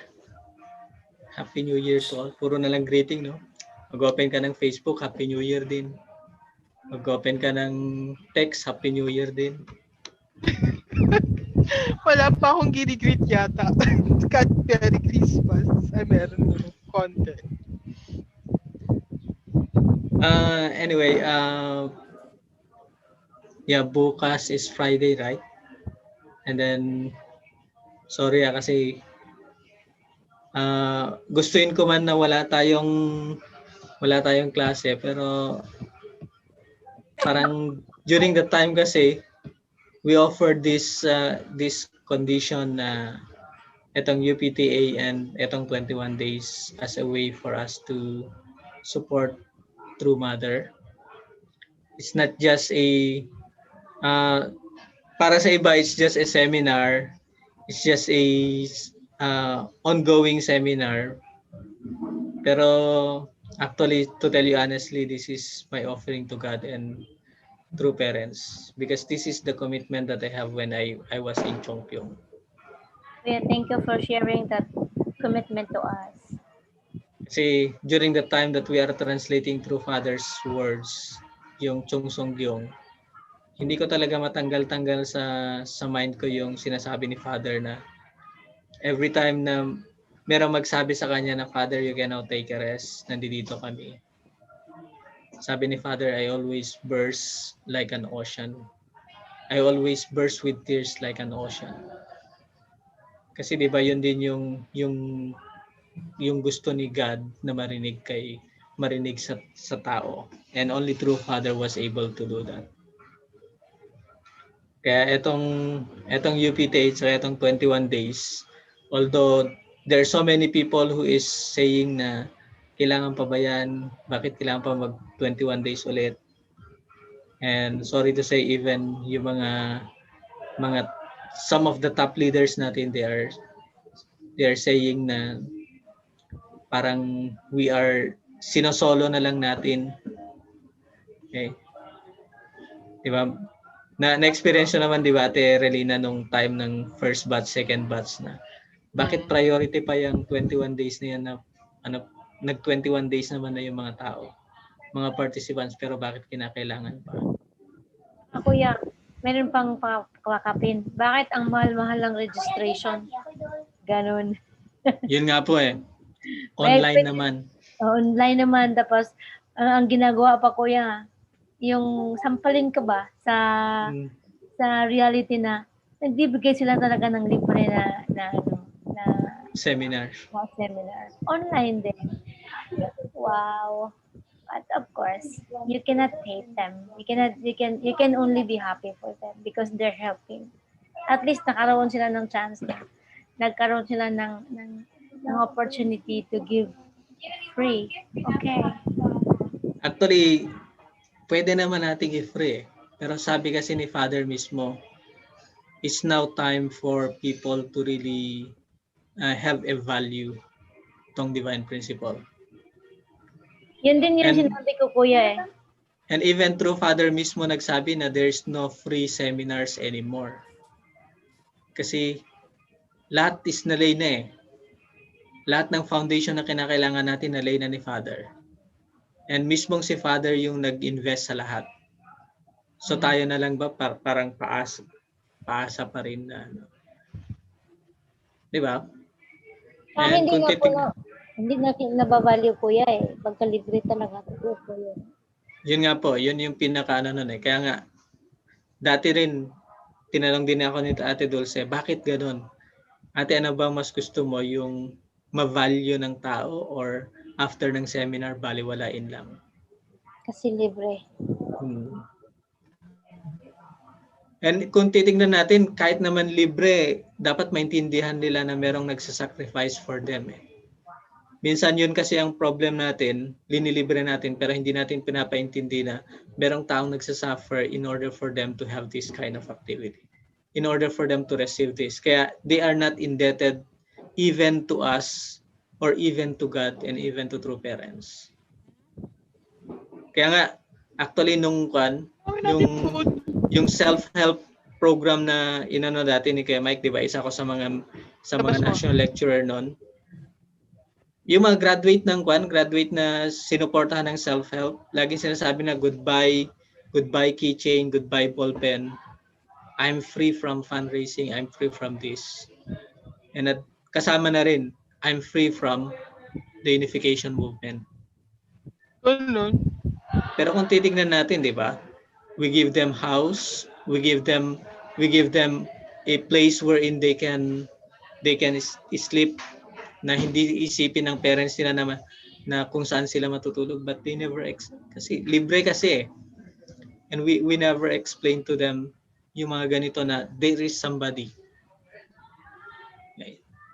Nung una pa nga, naranasan ko ding magbigay ng yan ng bigas, Anong una sa self-help, di ba? Merong ganun Parang nung una, bibigay tayo ng they don't okay, anyway. Kaya nga, we have to sa dami kasing self-help na ate. Parang talagang nagbibigay ng kaban-kaban na bigas kasi paano mo ang dami nila nun Ganun. I find it very amazing, amusing on. Basta ako, ang ginasabi ko lang doon, second gen kasi yung kuya yung nagko-question sa akin. So, at saka nagbibigay talaga siya. Nagre-report, yun pa masakit kasi sa akin nagre-report. Dahil siguro, nagtatry ako na i-reach out, sabihin na ganito, yung gagawin. Siguro, sa akin nagre-report, sabi ko, naku, hindi naman ikaw dapat sa akin mag-report. Mag-report ka talaga sa ating central figure. Sino bang central figure natin? I feel elated when you have to report to me. Pero if you feel it necessary to like furnish me copy of your report, it's okay. Thank you. But once you have reported to our ABEL, that's already okay. But reporting to me is, wow, my God. Really very scary. Sus, naku po. Diyos ko Lord, nakakatakot talaga mga katauhan diri kuya. Maluoy ka. Yeah, actually, yan talaga yung kwan. Yan talaga yung life natin We are the shock absorber of everything. Sa siya ka na lang. Yeah. Shock kasi absorb mo na lang, kaya shock absorber na lang yun. Sa siya ka lang, absorb mo na lang. Diyos ko po. So, anyway, yun. Actually, even sa HQ, minsan tinatanong nila, mahal naman, tapos wala naman. Ano bang mapapala namin dyan? And the one who questioned that is mismong leader pa. Kaya sabi nga niya, mag-enroll na lang ako sa school kasi at least doon may certificate na tapos recognized ng government. Ay, nako. Okay. Ang galing. So yun yung mga na-experience. Kaya sabi ko nun is hanggang kailan tayo maging ganito na instead of looking at the positive side of at least merong nag-initiate, merong gumawa ng paraan na mabuto or makapag-start ng ganito. Di ba? Kasi ang kasi is pag hindi kasi ito kasi yung naging natin kung hindi kasi yung leader yung nag-initiate, it is already parang titignan na gumagawa na to ng sarili. May mga ganong bagay na instead of looking at it as an opportunity na buti na lang to is supporting our quest. Yun yung isa sa mga natin, isa sa mga dilemma na kinakaharap talaga natin. Okay. Dati nga rin, pagka in-invite ako na speaker sa mga lectures, sabi nila na bakit ka nagpapabayad? Hindi naman ako nagpapabayad, kumbaga kung sa labas talagang they needed the quotation, di ba? Ate Sylvia, di ba na-experience mo 'yon? Yes, kuya. Pag mag-invite ka ng speaker, you have to pay for the airfare, mga accommodation and everything. Yeah. Board and lodging. Yeah. Everything. Siyempre, mayroon ka pang per session, may quotation yan. Yun, tapos pagka parang they're questioning. Pero sabi naman si Father mismo nag-proclaim na nowadays there should be no free seminars. They should pay more than. Kasi kung titingnan nga natin, di ba, yung divine principle is higher than any other philosophical or even scientific. Na even yung minimal na binibigay natin na as a registration, that's not enough even actually. Kaya nga even nung kami ni Kuya John Baswil sa Visayas, talagang we are always putting them in, telling them na this is not a free seminar. Dapat nga mas malaki pa yung babayaran nyo nandun kesa sa registration. Life essentials kaya ito. Yeah. Pinaka-importante kaya to. Hindi lang nila naiintindihan yun. Kaya nga po, yun po yung ano eh. Kaya it's really a strong dedication and commitment na kung tutusin nga natin yung mula nung nag-start yung 21 days ng BFD, sabi nga ni Ate Dulce, himala kasi lahat ng mga namamats ngayon, hindi na yung malaking question na sinong nagmamats, pero ang laging sinasabi pag nag-interview, anyway kay Heavenly Father sa kay True Parents naman to eh. So who am I? 'Di ba? Yung gano'n na lang na changes ng mindset nila after attending the 21 days na they have that kind of commitment na I needed to join the blessing. 'Di ba? Kasi ang goal nga natin is at least kung hindi man natin ma-zero yung yung cancellation, pero at least ang maano natin is maintindihan nila yung value and significance of the blessing, centering on the divine principle. Kasi ang dami na nating na-educate ng mga inspirational na even blessing, ang dami na natin nabigyan ng blessing, pero hindi sila nag-undergo ng principle. So what happened? Diba? We always, instead na ma-resolve natin or instead na mabawasan yung pain ni God, mabawasan yung pain ni True Parents, mas lalong dumadami. Diba? Ang dami na nga nating 21 days, ang dami na nating 40 days, 120 days, even years of studying the principle, pero pagdating sa blessing, sila pa magsabi na, hindi ko kailangan yan. Sila pa mismo yung magsabi na, meron na akong nakaprepare. Ako mismo maghanap, hindi ko kailangan hindi nyo na ako kailangan ihanapan pa. Okay. Ay, naku po, sumakit. So these are the things that we are facing actually. Okay. Hindi kasi nila naintindihan yung internal significance. Kasi nag-attend nga sila ng 21 days, nag-attend nga sila ng 40 days. Pero ang problema kasi is nag-attend lang sila. Hindi talaga nila in-embody, hindi talaga nila practice. And at the same time, sabi nga ni Ate Kino what we needed is not only a lecturer, because lecturer will just give the information. And what we needed is an educator who will educate people to understand what is really meant by the principle and what's really meant by True Father. And I think that is what we really needed. Kaya nga ito yung goal natin, di ba? We should become not a lecturer, kasi ang daming pwede mag-lecture eh. Pero educator, yun yung kulang natin. Internal educator. Yeah. Internal educator, really. Kasi kung ma-develop natin internal, madali na lang naman na eh. Right? Totoo po yun, Kuya.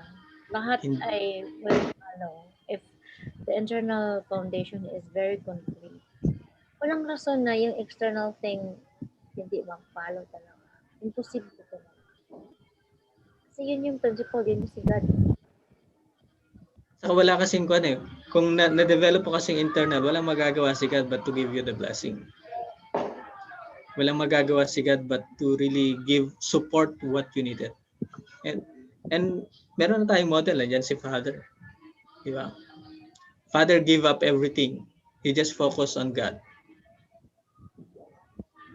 Di ba? And then everything comes in. Okay? Although merong responsibility si father to use to do that, pero kung titingnan natin, 'di ba? God gave the avenue for father to prepare internally and externally as well.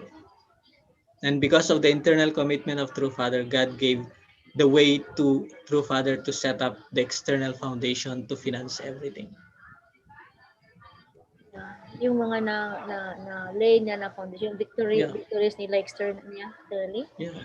Hindi mo, kung sarili lang yun, yung kung baga, from the humanistic point of view, matagal na siguro yung nawala, matagal na yung especially winaldas. Pero why is it na the more na maraming taong nagwawalas doon, still he is continuously being blessed? Bakit? Because it's the internal condition has been victoriously been successfully been laid. Imposible talaga, imposible wala talaga, amang ko po, basta yun lang din ang ko. Hindi, ang alam ko lang, basta totoo lang yung yung ginagawa mo, tapos totoo talaga yung commitment mo kay God, kahit gaano pa ka-unfavorable yung mga bagay-bagay sa, halimbawa, sa kasalukuyan, temporary lang yan. Tapos darating na yung blessing. Hindi mo lang mamamalayan. It will just come. Without you even expecting it. Yun parang personal ko na experience yan. Actually, that's really true din naman eh. That's really what is, kaya nga even sabi nga ni Jesus, di ba, seek you first God's kingdom and His righteousness, everything will be added unto you.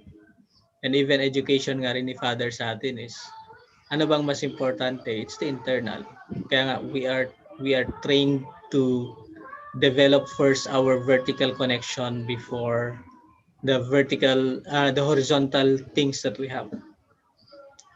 Diba?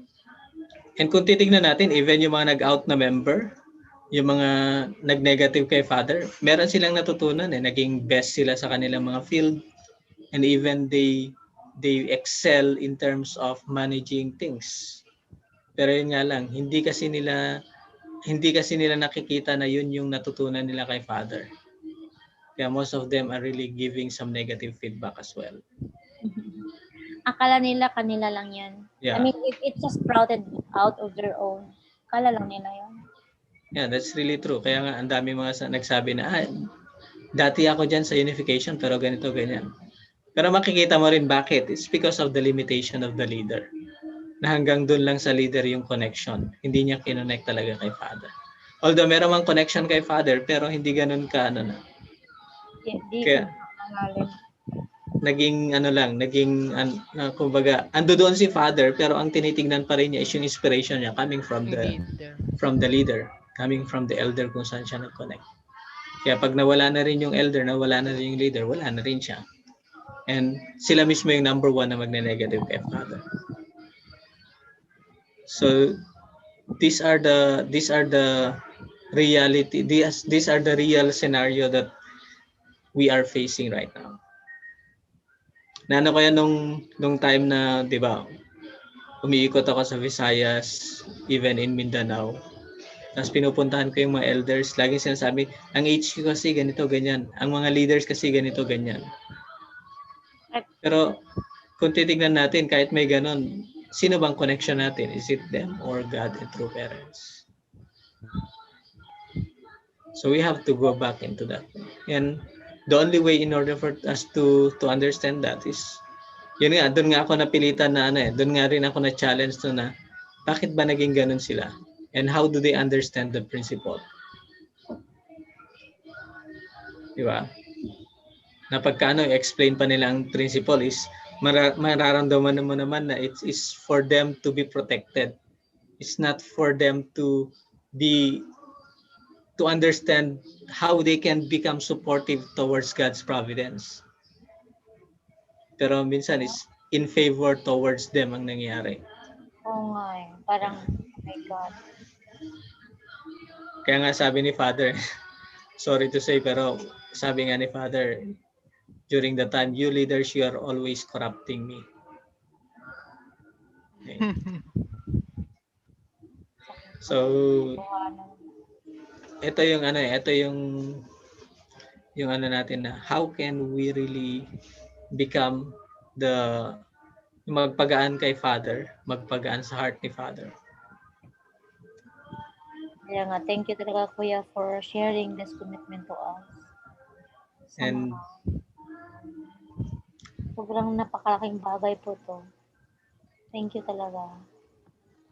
No matter how insignificant we may be in our community, in our respective community. Kasi yeah, we are community, pero in our particular areas, we are very almost nothing. But yeah, importante yung nandun tayo, yung no matter how small it may be, later on it will come, bubunga din yun.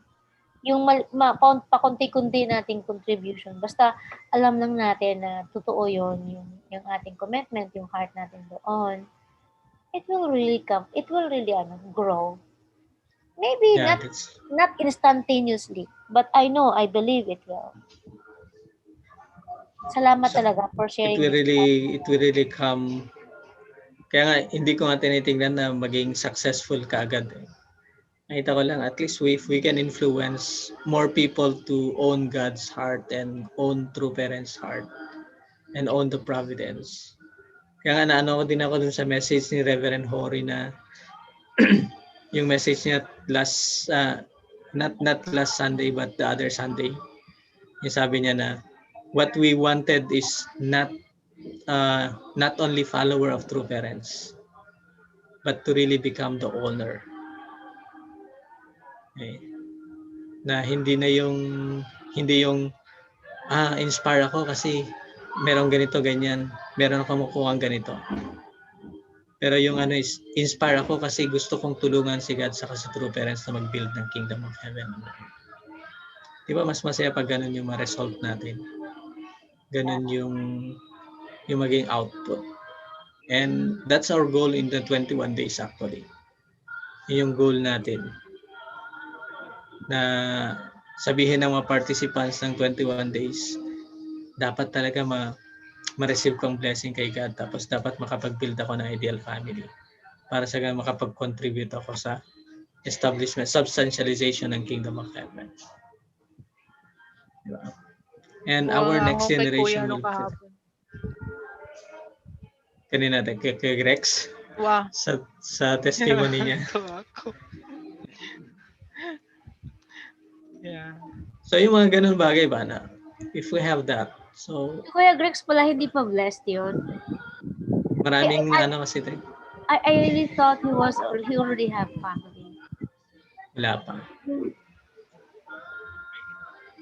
At he really emphasized that na hindi nagbago yung gusto ko na yung gusto ko sa sinasabi niya eh.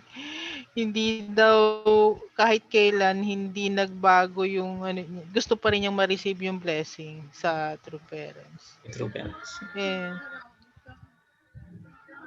O diba pagka lahat ng mga hindi graduate talaga natin, lahat ng mga graduate natin 21 days merong ganong heart.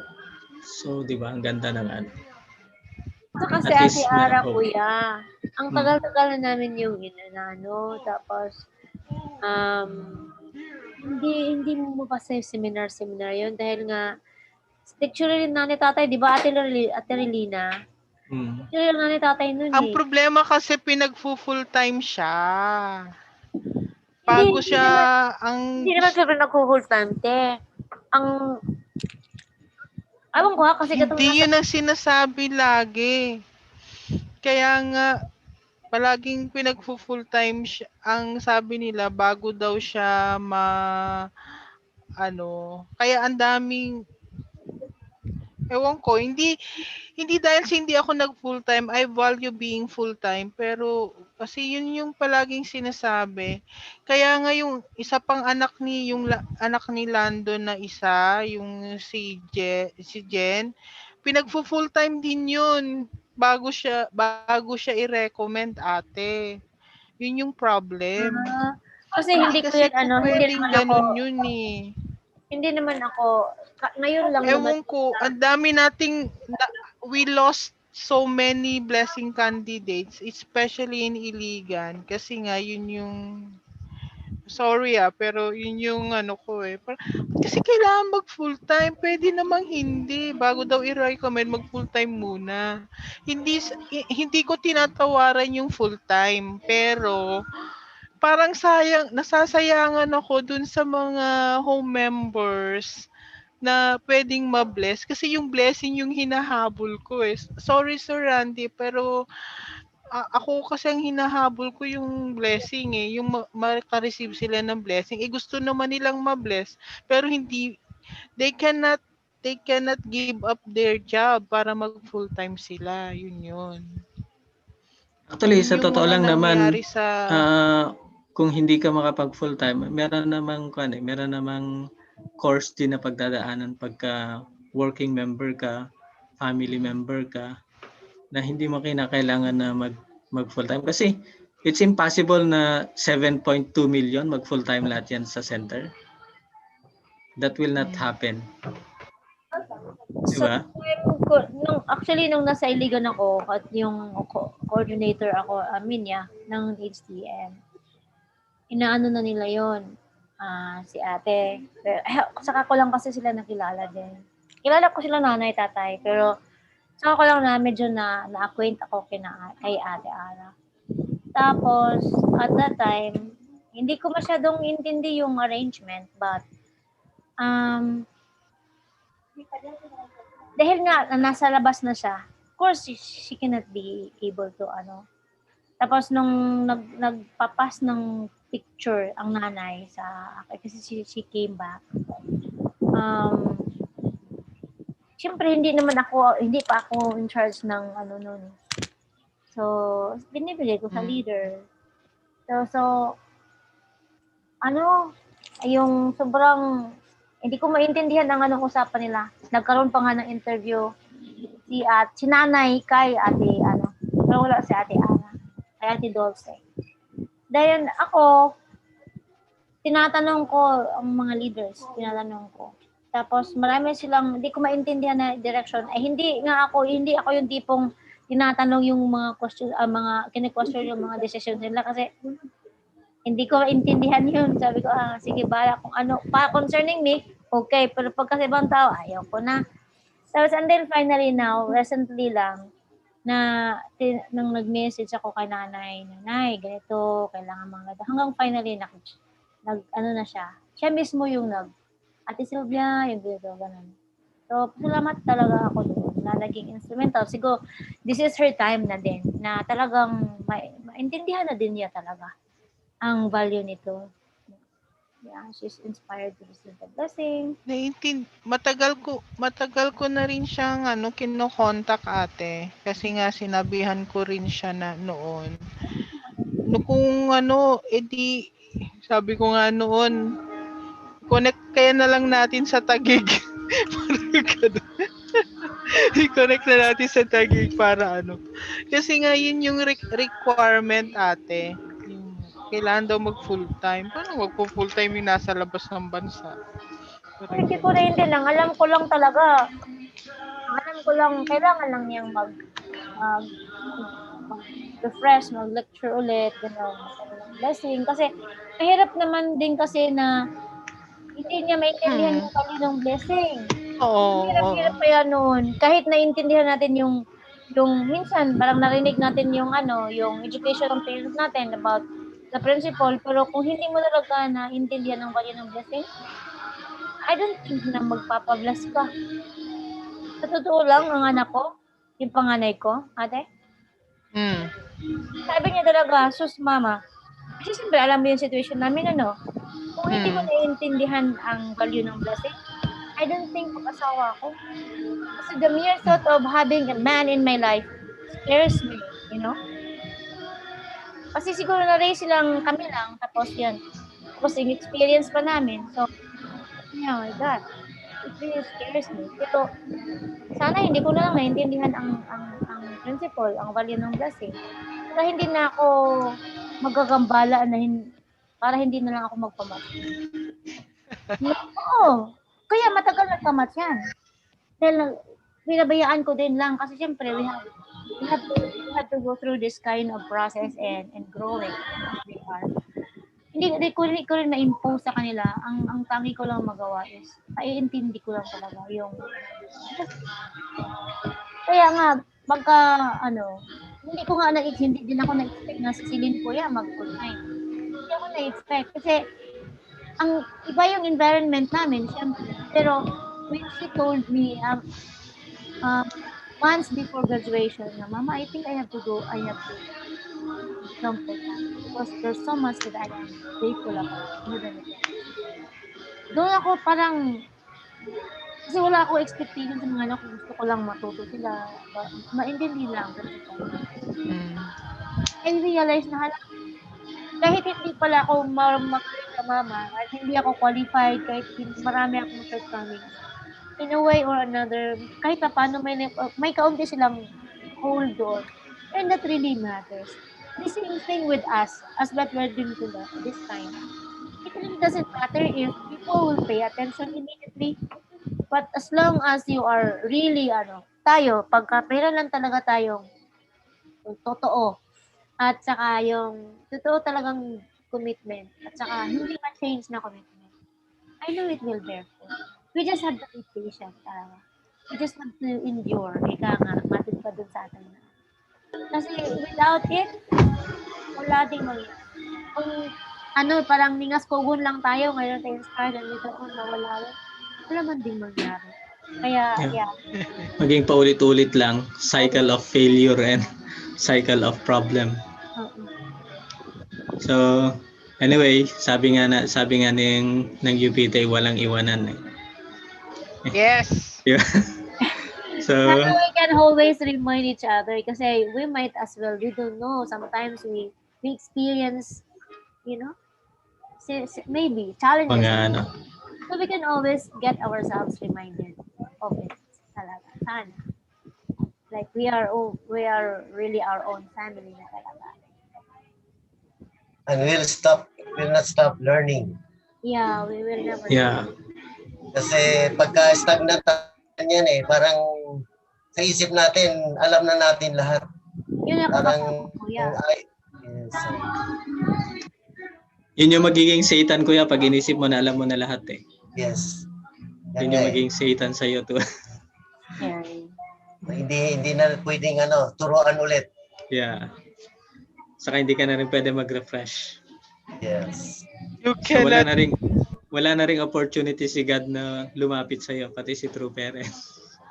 Grabe yan yung palagi sinasabi ng mga doktor eh. You cannot teach dogs new tricks. Tama ba? Old dogs. Old dogs new tricks.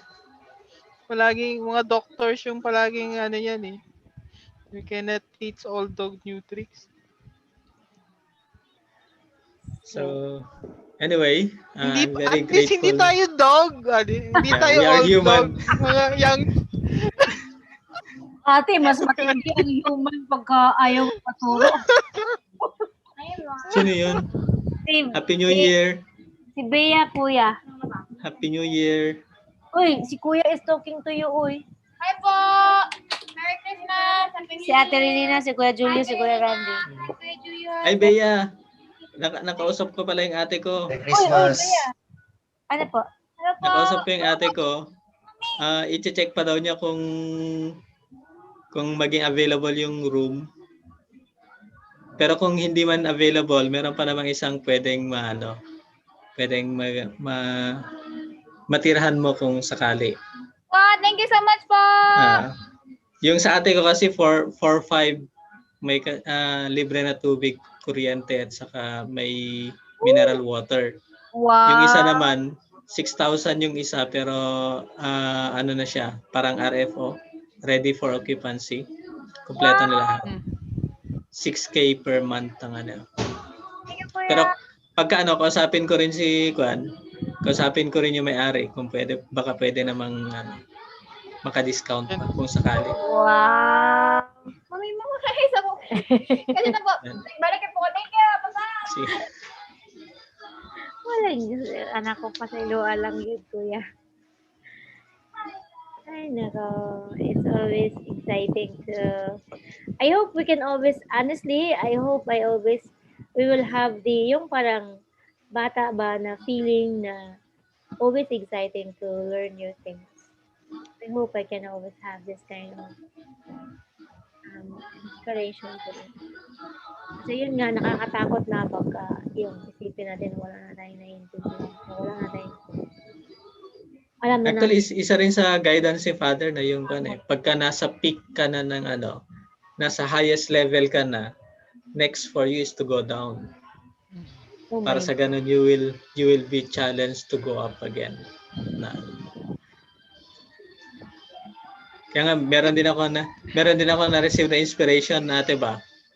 Di ba, problema natin saan mag-stay yung mga second generation, mga anak natin pag mag-aral na I'm thinking, isa rin sa mga project ng UPTA yung housing na kumbaga townhouse na doon sila tapos good community talaga kuya.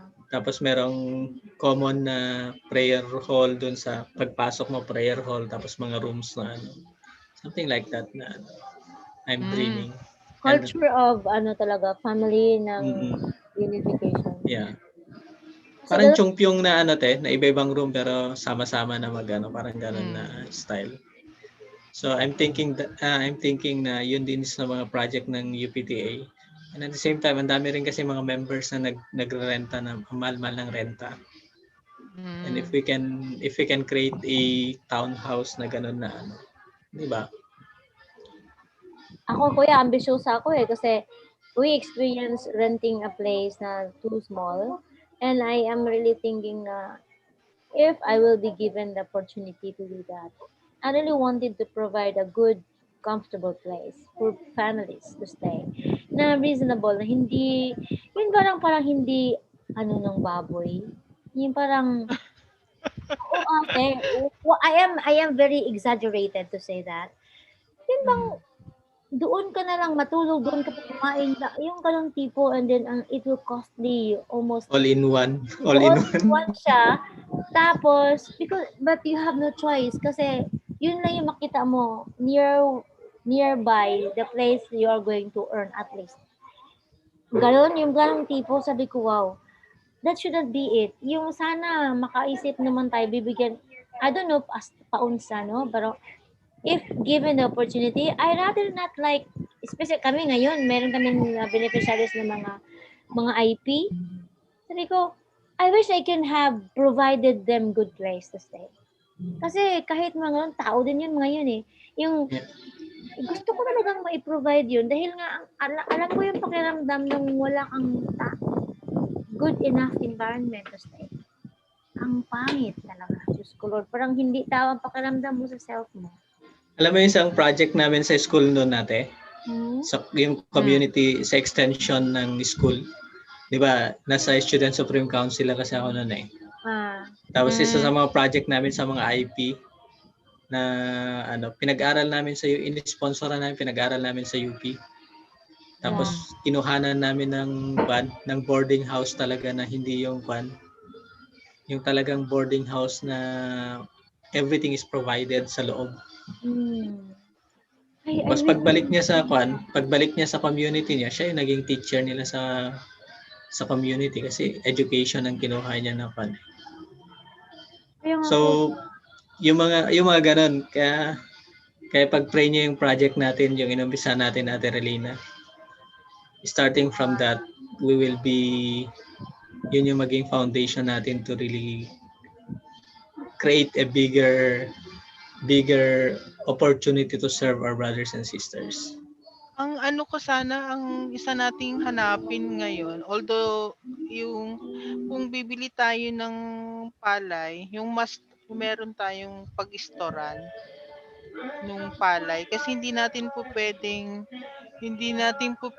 ipakiskis kaagad yun Kailangan may pag-storan tayo.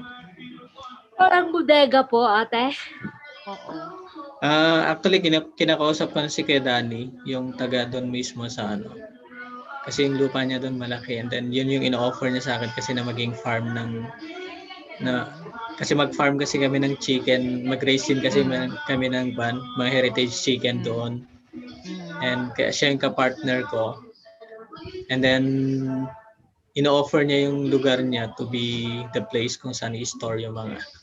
And then malapit siya sa Diba mga sinasabi crispy. rin, kasi sinasabi rin ni Kuya Froilan na pati yung ani niya bibilhin natin. Pwede natin bilhin pero sabi ko sa kanya, saan kaya namin i-store yung mga yun?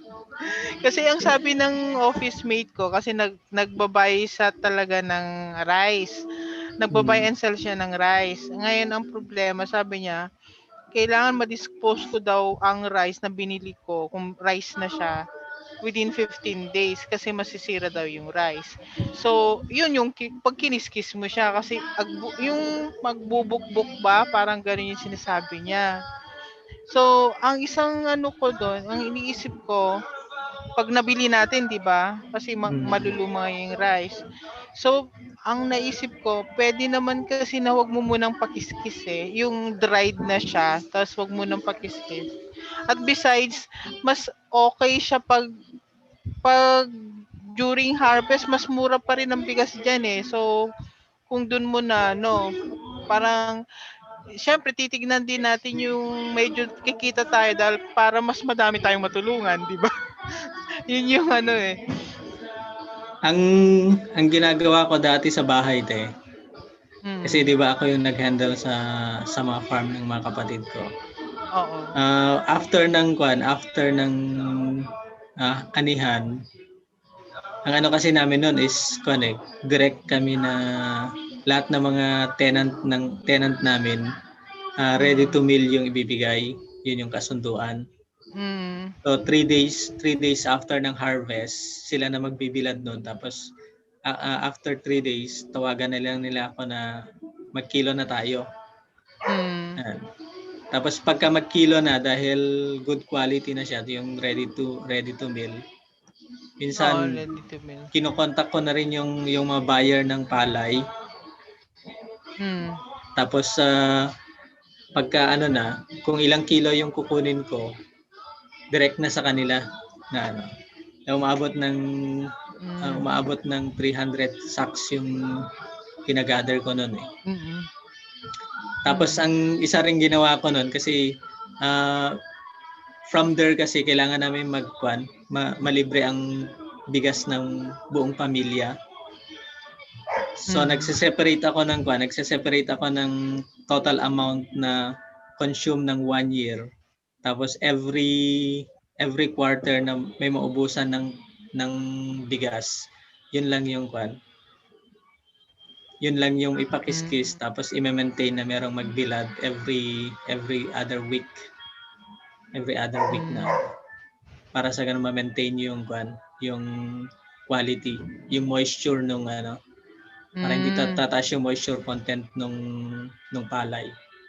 Kasi kung i-store mo siya into one month na kahit na 3 days yung pagkabilad niya, naging totally na nag-mature yung palay. Pagka 1 month siya na naka-store, nagkakaroon kasi ng moisture yun, pwedeng tutubo yun sa Kaya kailangan pa rin ilabas every 2 weeks ang So, hindi masyadong kuya, hindi masyadong unless meron tayong sariling rice mill. Rice mill. Oo.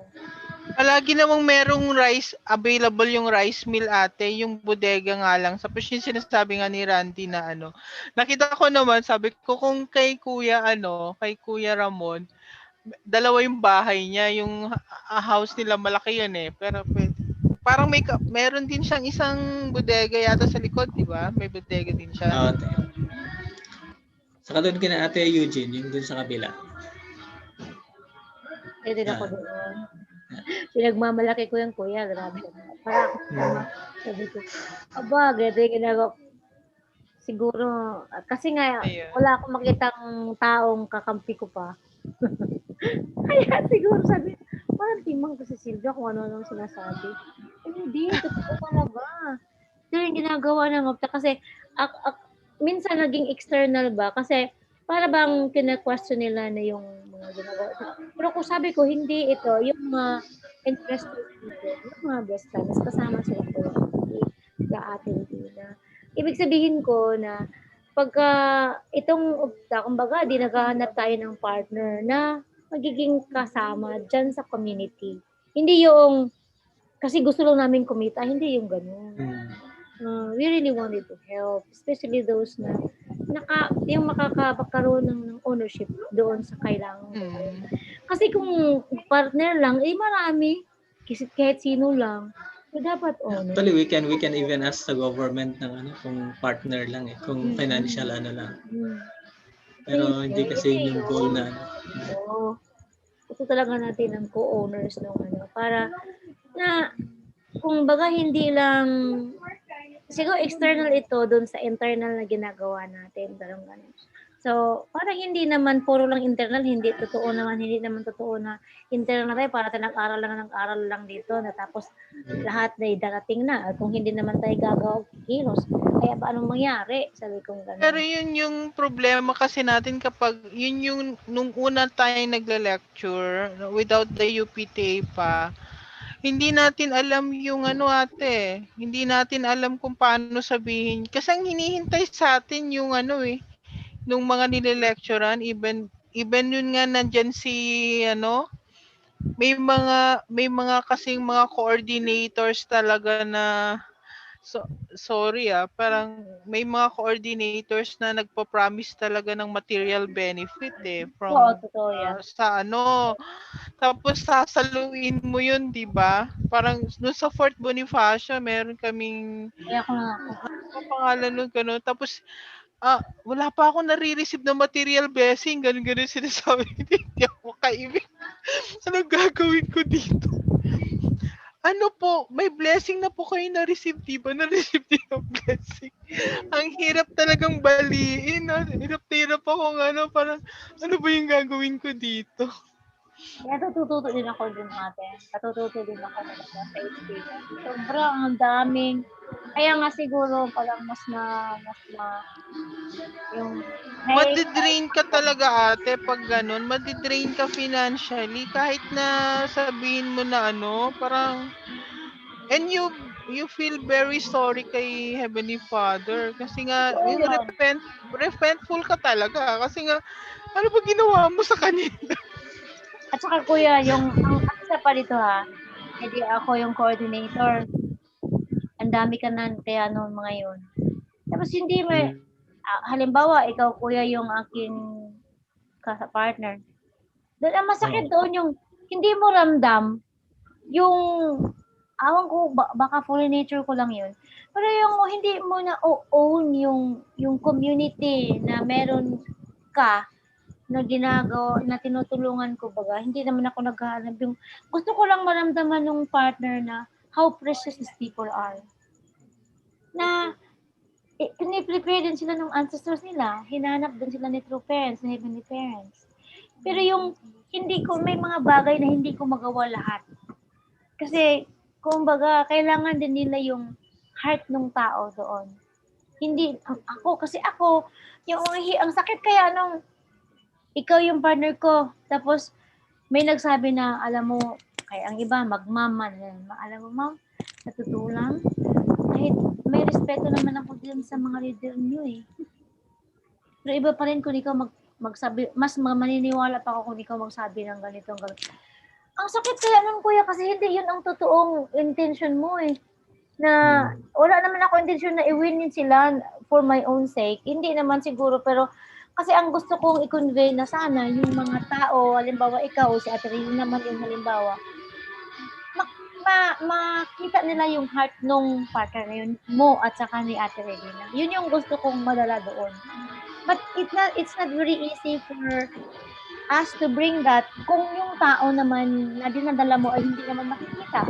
At kung nakikita naman, hindi naman nila nakikita yung sinasabi mo.